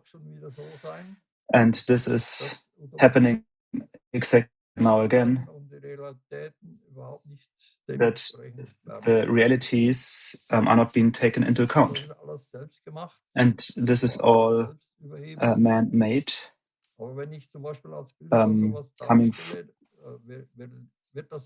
stemming from but when I try to picture that as an artist, I don't find people don't want to show my art. So that's not good for society, and all those questions that that we have here right now cannot be solved like this. That's what I wanted to say. Thank you for your attention. Thank you very much, Mr. Vidri, for joining us, and I look forward to the discussion period as well with your thoughts. So we're about to move to our final speaker of the panel, after which we'll have a chance to pull up all of the speakers who have been on with us today for a discussion of what's been put on the table. So our final speaker is Diane Sayre. She's coming to us from the United States. Diane is an independent candidate for President of the United States. She's also the founder of the Schiller Institute New York City Chorus. So welcome. Please go ahead, Diane. Thanks, Megan. And of course, I would like to thank Helga Zepp-LaRouche for... Merci, je voudrais déjà remercier Helga Zepp-LaRouche. Hold on, there we go. Oh, c'est moi. It's okay. I would like to thank Helga for convening this gathering and thank everyone who is here and who is listening to each other and what we have to say. I think right now we are confronted with a situation, perhaps the inverse of Friedrich Schiller's discovery, perhaps, of the failure of the French Revolution, that we're in a pre-revolutionary moment in the West, in the United States in particular, when many things that people have believed for a very long time are being challenged, and that is accompanied by a collapse in the standard of living and the affordability of life. But the population as it stands now would not be qualified to remedy the situation. We talk about a line where you say, well, that would cross the line and people would react. I thought this line would have happened when the photographs from Abu Ghraib, the torture of Iraqi prisoners, emerged, but instead Bush got reelected. And then I thought of, I think it was Caligula who said, let them hate me, but let them fear me. Why would people vote for anyone who would commit such atrocities? We saw this with the American arming of Ukraine, that there was not a bottom, where President Biden said, well, we are not going to send tanks, and then we send tanks. Well, we are not going to send fighter jets, then we send fighter jets. Well, we are not going to allow them to launch long-range strikes into Russia, and then we allow that and provide the guidance to such strikes. So I'd like to in part sound an alarm, a wake-up call, because at the moment in the United States, it is my belief that there is not a bottom that we are going to hit. Perhaps one thing that would wake people up would be if many Americans would die in this war, but who could wish for such a thing? And therefore, I think we have a challenge to remind Americans of our identity. And I want to thank the speaker in the first panel who brought up the principles of the American Revolution, saying that the United States of today bears absolutely no resemblance to those people who declared their independence from the British Empire, listing a long train of abuses, most of which our government is now perpetrating itself. So I think we have a tool in this fight to wake up the American people, which is our history. It's our 250th anniversary, that perhaps we can remind Americans that there was once a dedication to liberty. There was a statement that all men are created equal, even though we have not embodied that, and some of our founding fathers did not embody that. That is a true principle upon which our nation and our government is based. Now, let me just say a couple things about the American population that people may not be aware of, which is one of the problems we face here. We have a crisis of literacy. I'm sure Professor Falk is aware of this. Today, only 35% of high school seniors can read on a high school level. 54% of the American population cannot read above a 6th grade level. For anyone who has learned a second language, and many of you here have, unfortunately, many Americans do not speak a second language, although with the immigration, of course, that's changing. You will realize that your ability to have a profound idea, a complex idea, depends very much on your ability to express it. I experienced this when I was an exchange student and started a few months in, I found I was thinking in the language of the country I was visiting. And I noticed that my level of thinking was less than when I was thinking in English, that our thinking, our ability to even contemplate profound ideas is limited by our use of the language. So if you have a culture, a society which has no use of a language in which to express profound thoughts, you will have a great challenge in organizing that society. George Washington said in his farewell address that given the American people have so much freedom and so much power in our government, which we still do, but we don't use, that one had to be very careful of the education and the culture and the religion. You had to protect the culture of the American people to ensure that they would act for the good of their union. And he was very much concerned about this, and I think we see why today. So this is in part why I wrote a statement not too long ago called Make Crazy Crazy Again, because we have become so debased that we have come to accept things which are outrageous, normal behavior, such as kidnapping a head of state in Venezuela, bringing him and his wife to the United States. This is beyond the imagination. Try to think what John Quincy Adams would have thought of such an action. And so I have said that the Epstein case is a litmus test of whether the United States will survive.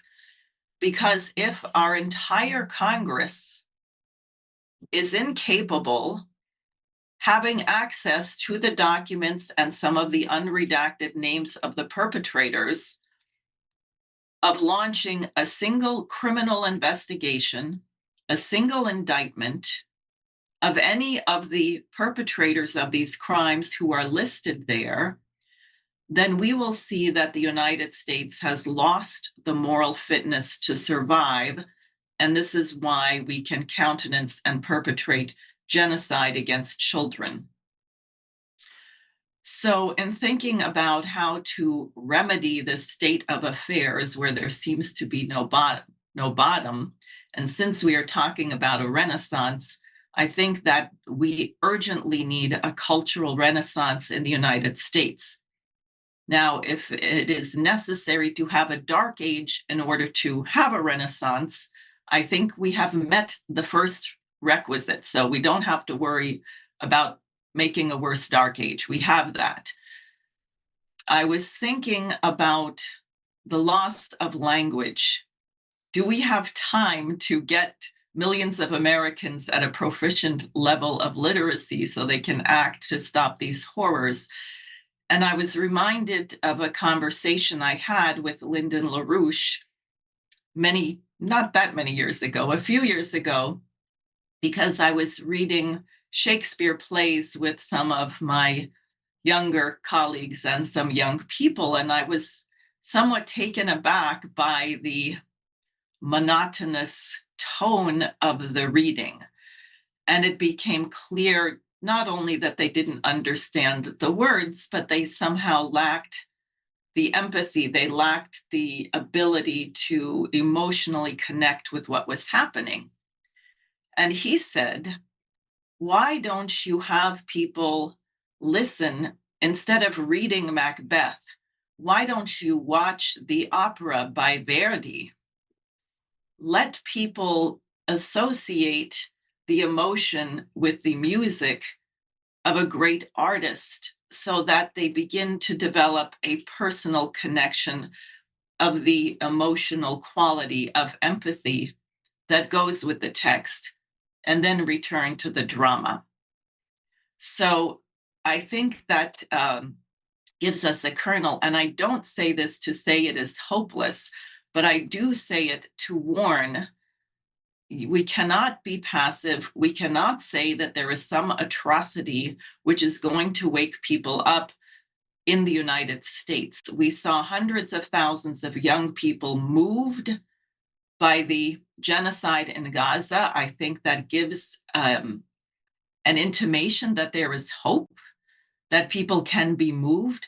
But I think we have to take it upon ourselves to very much elevate the way people think. And I appreciate the words of the sculptor prior to myself, because I think, as Schiller said, it is through beauty that one proceeds to freedom. And I think we urgently need this. And I think Helga Zepp-LaRouche is one of the experts in that. So that is what I had to say. Thank you. Thank you very much, Diane. So if you are just joining us, this is the second panel of the EIR Emergency Roundtable, Urgent Need for a Cultural Renaissance, Epstein and the Bottomless Depravity of the Elites. So our panel, entitled Mankind is the Creative Species, has taken up many issues. We've had a very diverse set of presenters, number of different proposals and observations put on the table, from how to mobilize the population to proposals for changes in institutions to better reflect the true state of humanity, to addressing the cultural and moral issue. So what we're going to do now is bring up our panel, or those who were able to stay on with us for discussion. And what I'm going to do to open it up is turn it over to Helga Zepp-LaRouche, the editor-in-chief of EIR and founder of the Schiller Institute, to kick off the discussion. Well, thank you to all of the panelists. I would like to say that, there is, on the one side, the most gravest reason for worry, because the former president of Russia, Medvedev, has in the meantime put out a warning that we are on the way to World War III, which is what we discussed in the first panel. But coming from a top-level official of Russia, I think the world better takes this very serious. On the other side, I'm very encouraged through all of the contributions of the second panel, because while the problems we are facing are without any question gigantic, it's not hopeless, because there are angles from which on to build on what we have set out to do, namely to, on the one side, establish a global security and development architecture for every nation on the planet, and do that by the creation of a world movement of world citizens. I want to thank Professor Falk in particular, because he said, unless there is some realistic angle how to get to this new security and development architecture, it remains a vision. And he also said we have to learn from China. Now, both of these statements point in the direction of where I think the solution is, and that is that President Xi Jinping in the last several years has issued 4 global initiatives, the last one being the Global Governance Initiative, which is, if you read the text, which I did, is a very concrete proposal for a framework of how to make such a global governance architecture, which would include everybody. And, given the fact that, in my knowledge, this is the only government which has proposed anything to, replace the current failing architecture with a new one, I would seriously suggest that I'm calling on all the participants of this conference that we, really try to get this discussed. If we would get think tanks, universities, and other organizations to seriously discuss, what are the criteria, naturally, on the one side of what the Schiller Institute has been proposing with this architecture, but in combination with the Global Governance Initiative, and start a serious discussion. What does it require? What can we learn from the Peace of Westphalia? Why did the war parties decide to end 150 years of a religious war? And what got them to get together? How did they go about it? How did they organize discussions for 4 years, which we don't need that much time today, but it took them 4 years from 1644 to 1648 to establish the Treaty of the Peace of Westphalia, which became the basis for international law. Now, let's really engage in such a discussion, because I think the more people and institutions would seriously discuss, what it is required, the more is the chance that we could get governments to pick it up. And if the governments of the West don't do it initially, maybe we could inspire the BRICS or the Shanghai Cooperation Organization or the African Union or ASEAN or any kind of organization which would be suitable to start such a serious discussion, and it could spread. So that is why I think it was very useful for Professor Falk to make that point.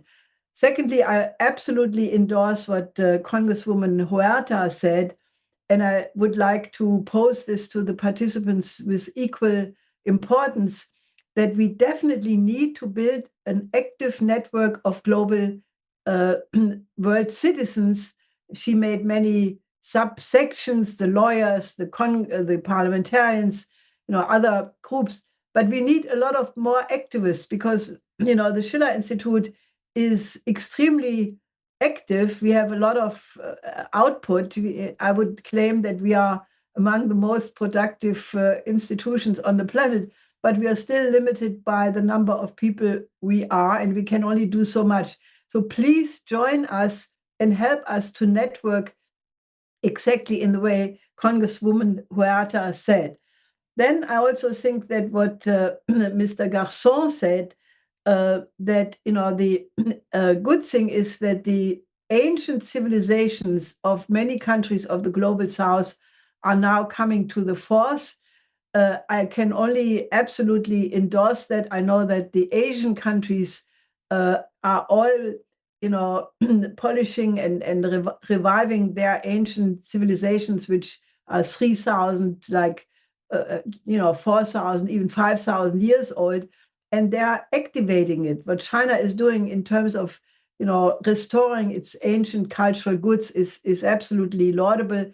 Ethiopia is right now making a gigantic effort, that the fact that probably Ethiopia was the cradle of all of mankind is becoming known to the world. There are other many important such efforts coming from Africa.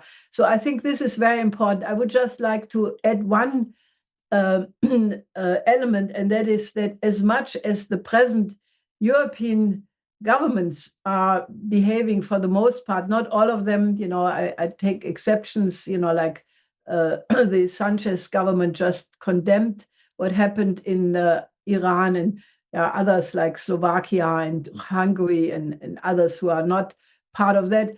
But, so I would ask you not to throw out the baby with the bathwater, because while the present paradigm of European civilization is very, very much responsible for a lot of what's going wrong, do not throw out the great contribution of European classical culture, the Italian Renaissance, the Andalusian Renaissance, the German classical period, especially classical music. So I would like just to make that emphatic point. And lastly, I want to answer our only acting or practicing artist, Mr. Vidri, that while I fully understand why you are saying what you are saying, because you're living in Germany and that is what the artists in Germany feel at this moment, I just want to say, if you look at the what is going on in the global majority, and let's tie in the German cultural life with that, and there will be much more reason for optimism. So just I wanted to make these short comments as a reflection of what I thought. Wonderful. Thank you very much, Helga. So now we're going to open it up to our panel, to anyone who would like to respond to what Helga just said now, or anything else that you've heard over the course of the panel. So just indicate if you'd like to respond. And if not, I might call on you. Professor Falk? Oh, just one moment. You're muted. Is that on our end?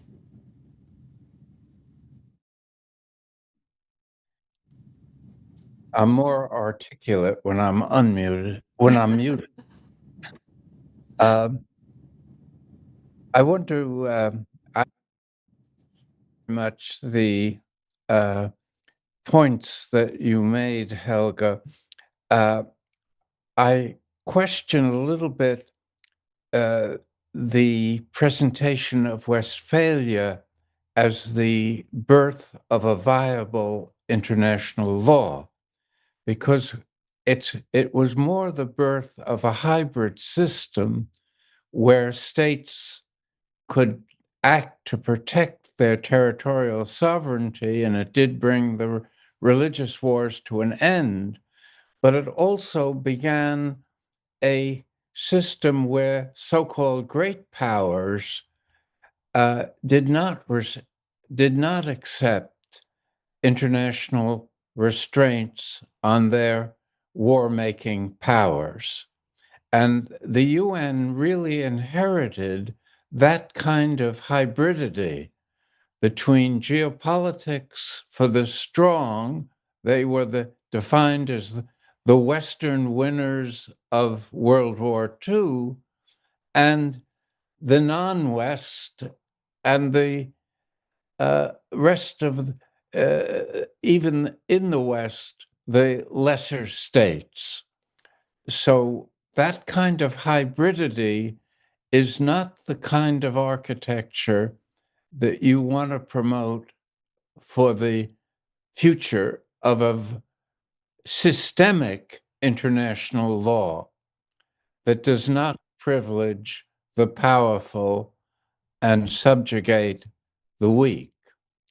And that was reflected to some extent in a very discouraging Security Council unanimous decision supporting the Trump plan for Gaza, which is, as I've said perhaps too many times, is a reward for genocide and a punishment for those who are victimized by it. And for the Global South members of the Security Council to endorse that kind of momentum that was created by this Trump diplomacy is itself deplorable in my view, and should not be neglected, and should pose a certain kind of challenge.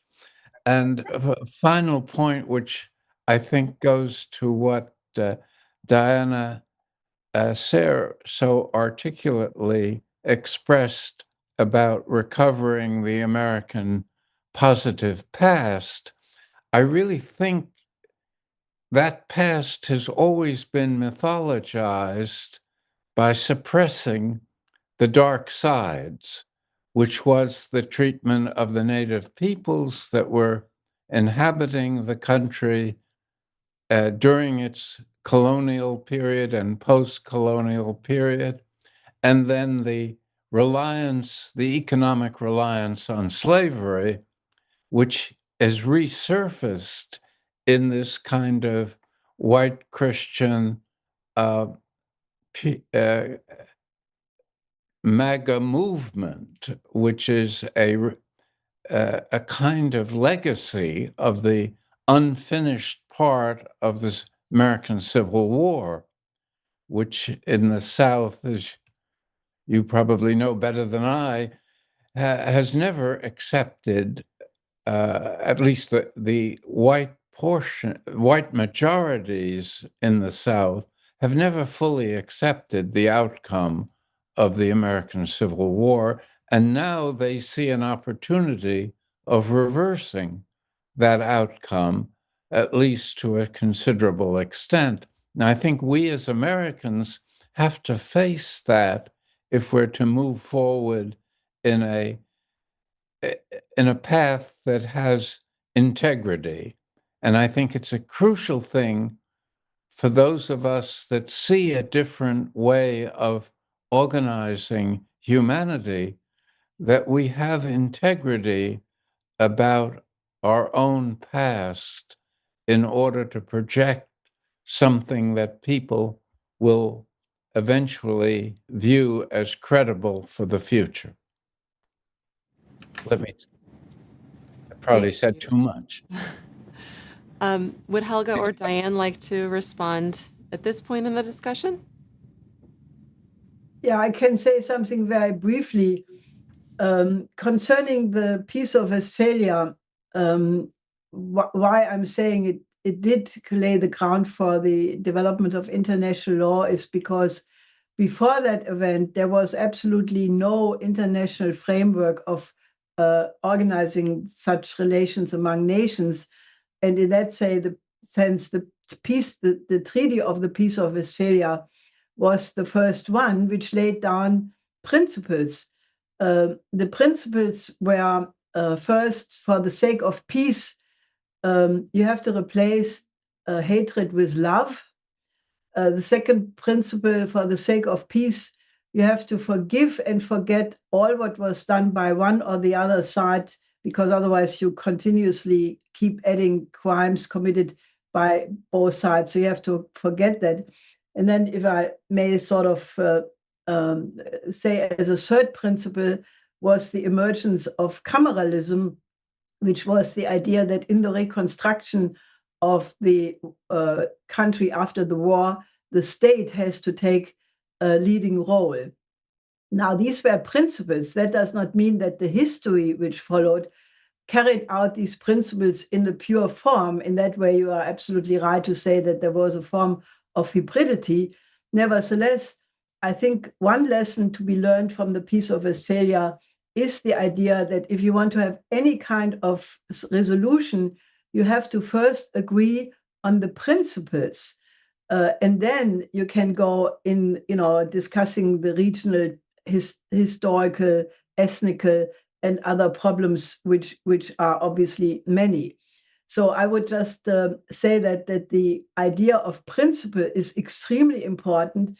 And one of the principles, what we are proposing, is that the new architecture must be taking care of the interest of every single country on the planet. And I keep repeating that sentence. I have said it probably a couple of hundred times, and I know probably some of my associates are getting sick and tired of me saying that same sentence.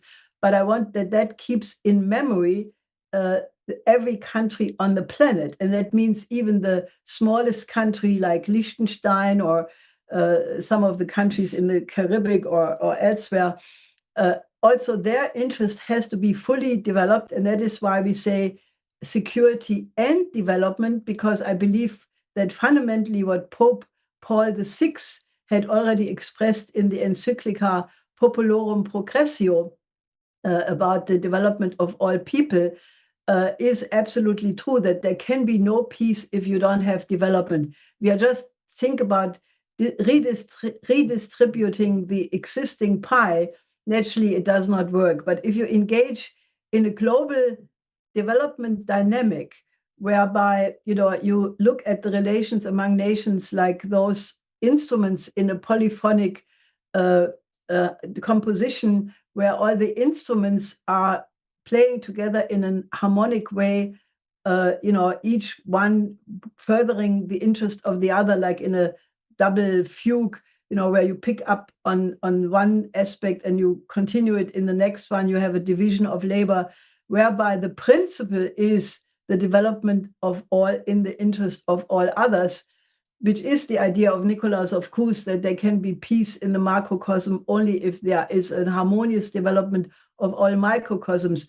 So while it is not possible to always say these things in full length, I think we have been thinking about how to remedy the previously existing shortcomings. Diane? Yes, I will be brief, because here of all places, probably we shouldn't have the Americans dominating the conversation. But dass hier die Amerikaner die Diskussion bestimmen.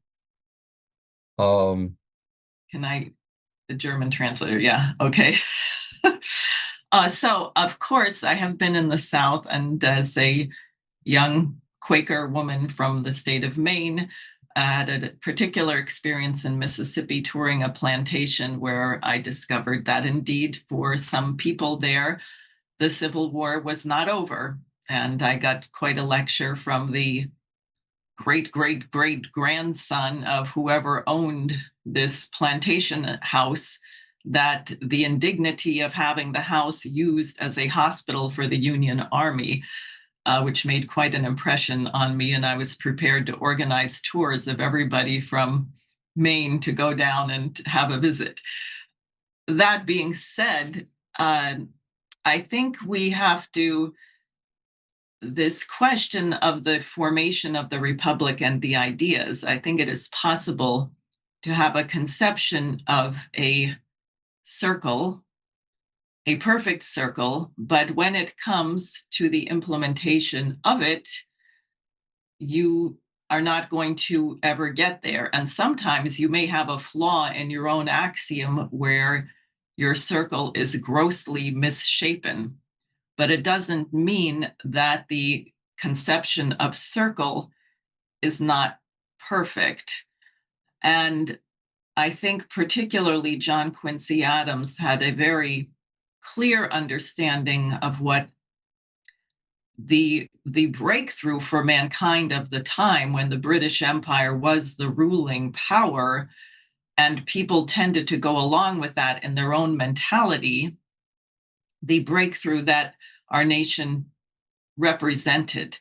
And the fact that it says in the Constitution to form a more perfect union, I think indicates that perhaps our framers recognized that there were some imperfections that had very much to be addressed. And I don't say that to downplay any of the crimes that were committed against Indigenous people, African people, and others in our republic, but merely that we have an assignment here, in my opinion, which is to work on this question in our republic. The one thing I had wanted to add, which I think is really important, along with the role of the artist, is the role of the producer, because I think it was a terrible turning point in the United States when we decided, and I think this, by the way, if the United States would finally cooperate with the BRICS and not see it as a threat, but resolve to eradicate poverty and build great infrastructure, it would do so much to transform the way we think. Because if you consider the mindset of a producer versus that of a consumer, it's everything. And we had a shift in the United States in the 60s to become a post-industrial economy, where I guess we were going to sit back on our fat rear ends and just be supplied by everybody else. And if you think of the mentality, if you consider what it means to produce, not only do you have to respect the laws of the universe, you cannot make something 5 feet long if it has to be 8 feet long, it won't work. So you have to recognize there is truth, but also you have to think about someone else, someone other than yourself, the person who will consume what you produce. If you are only a consumer, then you are, Shakespeare has this in one of his sonnets about consumed by your own, just lost in yourself. And you only think of people, of how you can use them to get the thing for yourself. So I think that the Renaissance goes along with an economic policy of development, of production, and fueled by thinking of the other. And I think that had we done that in the South, the best thing perhaps that happened to the South was the space program in Alabama, to give a chance of transforming the identity of everyone across the nation to a single mission. Great. Thank you. Next, we're going to go to David Monyae. I think you had raised your hand there. Yeah, thank you. I think today's seminar reminds us of Tonio Gramsci's famous statement that the old is dying and the new is not yet born. So we find ourselves with this dilemma that what's happening in the Middle East, in Ukraine, Venezuela, Cuba, and so many other parts of the African continent and other regions speaks to the fact that the center is no longer holding. And therefore, I think these conversations brings us together and to also break this global north, global south, and hence have enter conversations that there's so much in common, the global majority. When you talk about global majority, including those global majority, the people in the global north, I think that we might have different challenges, but overall, these challenges are more or less the same. I think just to move and endorse Helga's views, I think we just need to pose questions. And some of those questions is that where do we rally around what? Because at the moment, there are those who are fighting, as we see with these wars, to go back to the old world of hegemony, racism, and support literally evil. I think the core rallying point should be reforms around the United Nations, but not the old United Nations. The bigger question is that United Nations is no longer the old United Nations. It's no longer fit for purpose. We call on reforms of United Nations to deal away with this great power rivalry and the permanent veto power, either expand or just get rid of veto within this, to deal with issues of institutional paralysis in the United Nations and all agencies of United Nations, and to ensure that we deal with the funding crisis of this body, because there's this stand, it's running out of money and resources and support. You just see with what's happening in the Middle East, it's powerless. There's a lot of talk and nothing comes out of it. And we also have to also understand that the new forms of conflict they are changing. There are credible views coming out, whether it was Gaza or now in the war in the Middle East, that AI is now being used in these wars. And the United Nations was never designed to deal with these new issues. The very same body faces legitimate challenges that we need to bring back to deal with issues of climate change, which is being rejected by the most powerful. And more importantly, I'll just emphasize this, especially for someone like me coming from the African continent, the question of global inequality, that we cannot live in a world in which the few dictates to the many. I think we need to rethink and ensure that we're not rejecting the global north norms and values, but we're saying we need to include other norms and values in this basket of global governance, values from China, values from Africa, Latin America, and other regions, to ensure that we have a global representation in the global governance. With those words, I thank you once again, Chair. Thank you. Thank you, Mr. Monyae. Next, we're going to go to President Ramotar. Just quickly, I think it's a very complex issue, and I don't know get all of the answers, but I think part of the problem, I think, is that we have to find a way to link people's day-to-day problem with the bigger issue of the freedom and independence that we are talking about. I think and that is also due to the fact that the control of the information flow that exists in the world is concentrated in the hands of some huge corporation, and it's very, very difficult to sometimes get a breakthrough. So I think we have to be doggedly, working on information sharing with people, and I think the EIR magazine, which is doing a very good job, I think, in analyzing to people, but how do we get it more mass way, some of these analysis, and to link those things with the lives and interests of ordinary working people. And I think the other issue is solidarity, because many times when you have successful changes, people with good intention wanting to make a different type of society. Cuba is, for instance, a classic case of a revolution being made. They have some great achievements in their name, but they have been completely stifled by the West.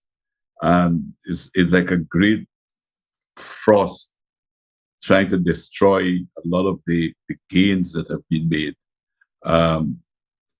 That the support from me, the time when they made some of the greatest achievements, and some of which is still the foundation that was laid at that time, is when they had the support of the Soviet Union. So they could have established in a very deep way a very strong educational system. And even now in this crisis that they've had, I've just read an article that they have come up with a vaccine to fighting lung cancer. And all their achievement is enormous. But the suffering too that they have to put up with is also great, because there's this great determination in those who control the wealth of the world in order to crush any example that people can actually follow.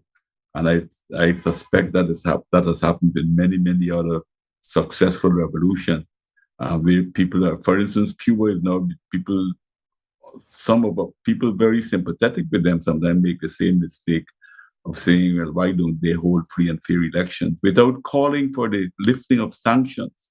How can they hold free and fair elections in an atmosphere of terrible repression, terrible shortage, and all of that? So I think solidarity, international solidarity, is vital for us to keep at with and to try to keep expanding. And a lot. I know that this is a very difficult thing for people who live in the developed countries that are the ones most guilty of trying to crush these changes.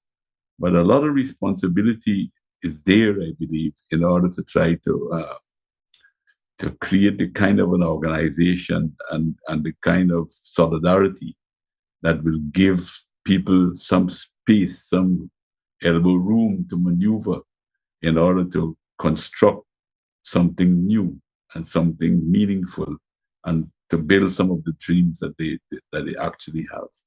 And those would be my short comment at this point in time, or maybe not so short. Thank you, President Ramotar. Let me go to Fernando Garzón. We haven't heard from you yet, to see if there's anything you'd like to bring up in the discussion so far. Sí, gracias. ¿Sí me escuchan? Sí, yes. Bien, más bien un poco de la vida real, muy reciente, que un poco demuestra esta bifurcación de hechos y circunstancias a veces que son parte de lo que yo llamo la barbarie. One moment, I'm sorry, one moment. We're not getting interpretation. Ya, me avisa. Ahí. Okay, now you're okay. Gracias. Thank you. Entonces, mire, el 28 de febrero. So bringing up some current developments of what I call barbarism. On the 28th of February, a very specific situation arose. Not only did we see the assassination of this leader in Iran, we also saw this whole attack against a population. And what happened in Ecuador is something very strange. Here in Quito, there's a cultural center, an Iranian cultural center, and it was attacked by about 15 people who came in 10 cars, a kind of caravan with flags and the works, promoting the Shah Pahlavi, the previous governor of Iran, and they attacked the center when they were in prayer. And many of the people were hit, were beaten up there, men and women alike. And what happened recently is that the foreign minister arrived of a foreign country which gives the impression that there are events which are coming to a head. In this case, we're talking about civilians, Ecuadorians, who attack an Iranian culture center with all of this means in terms of the confrontation among religions, civilizations, no matter if this was a small situation or not. So this means we have to sound the alarm. This is a small example of what might well happen in other places. We're coming to know something which we could call processes which we know from earlier eras. This hatred among different human beings. This is very negative, but there's also been a reaction to this, a very important reaction of many sequitors in Ecuador. They responded immediately with solidarity to the people who are directly attacked. And therefore, this shows that the population in Ecuador has been able to respond, even though they don't share the same religious views. Finally, this brings me to what Helga was talking about with regard to the relationship among cultures, civilizations. This is complex and this must be built. And this is part of the proposal of a sovereign peace, which we have been talking about in this panel and in the prior one.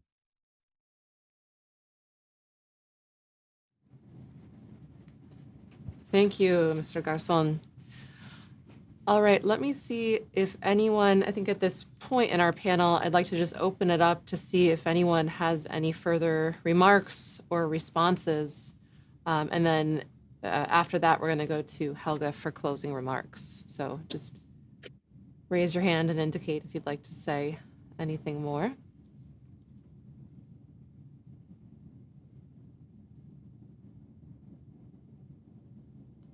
Or perhaps we have a speechless bunch. Okay, I think unless there's nothing more at the moment from our panel, I think I'd like to turn it over to Helga to close out not just this panel and this part of the discussion, but also our roundtable as a whole. And I'm hoping from her we can also get some marching orders. So Helga, please. Well, I think that concerning the needed reform of the United Nations, I know Professor Falk has many ideas about it, so I would hope that he will stay with this effort and give us his input, because you are a much better expert on the matter than, at least I can say that about myself. So please share your insights, because on the one side, I think the United Nations needs to be absolutely preserved, because it's the only forum where all the nations are represented. On the other side, it is very urgent that it is much more proportional to the actual populations, and that the flaws which were in it be remedied. My personal thinking on that matter is, and that I have said already many, many years ago, that I always thought that even the UN Charter, which is a very important document, maybe one of the 5 most important documents ever written, that it always lacked what I would call a metaphysical dimension. And that is that, in 1945, after the, all of Germany was turned into a rubble field, and people were really confronted with how could this have happened to the beautiful nation and culture of Germany to fall so deep into the absolute abyss. And there was, for a very short period of time, a discussion in Germany about the need to have a revival of natural law. And that did actually impact even the preamble of the Constitution of Rhineland-Palatia. I always pronounce this wrongly. And then, unfortunately, this debate was very quickly erased because the occupying powers didn't like it, and they put in positive law and case law and eliminated this idea of natural law having any relevance for the way people conduct themselves. But, it is a fact that in all, at least most the civilizations I have looked at, there is some kind of a reference that there is a higher lawfulness than that which was created by man.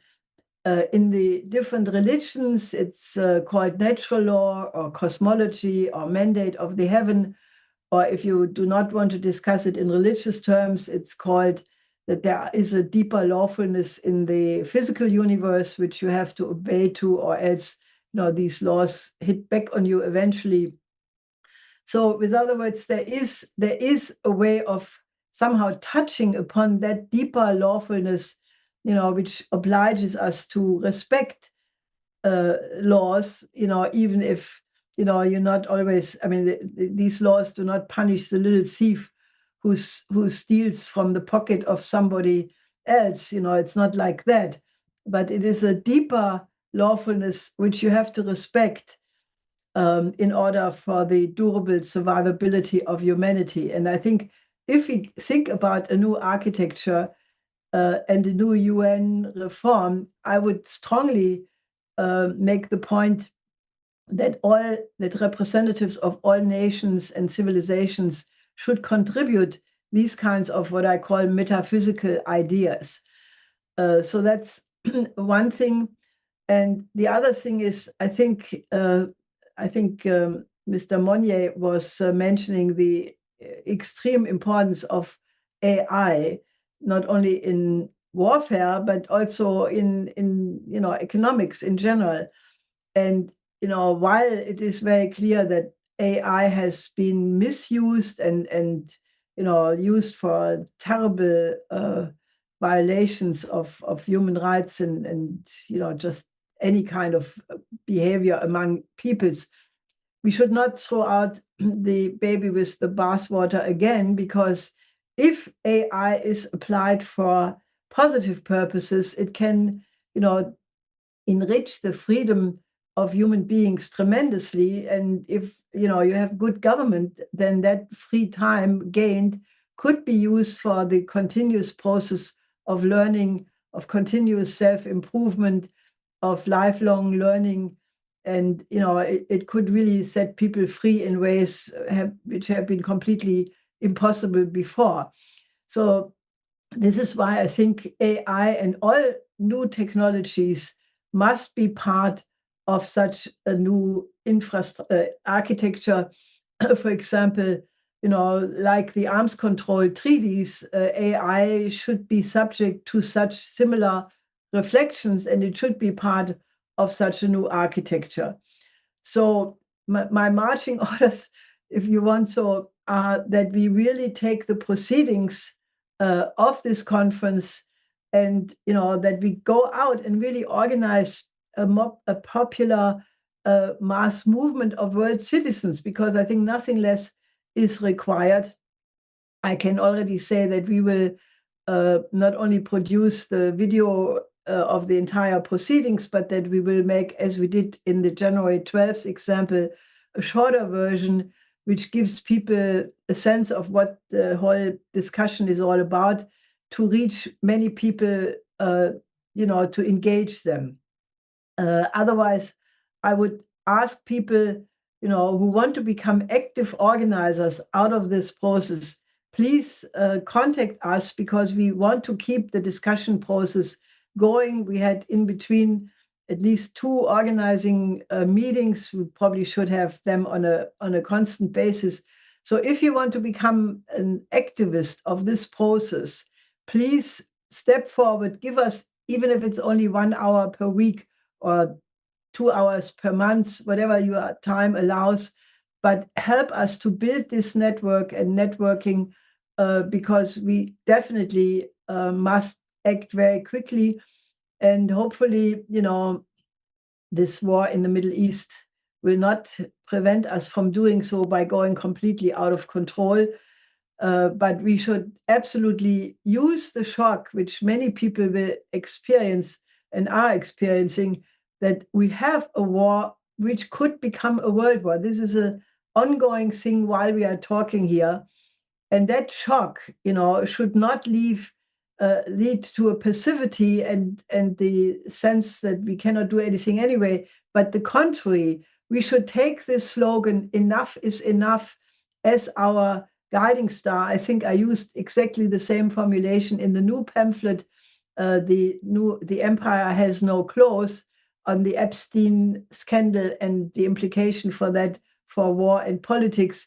So please take this pamphlet, get it around as widely as possible, and take this slogan, "Enough is enough," as the reason to not only become active with us as a world movement, but to activate as many of your acquaintances, colleagues, family members, friends, social media networks, and everybody else you can imagine.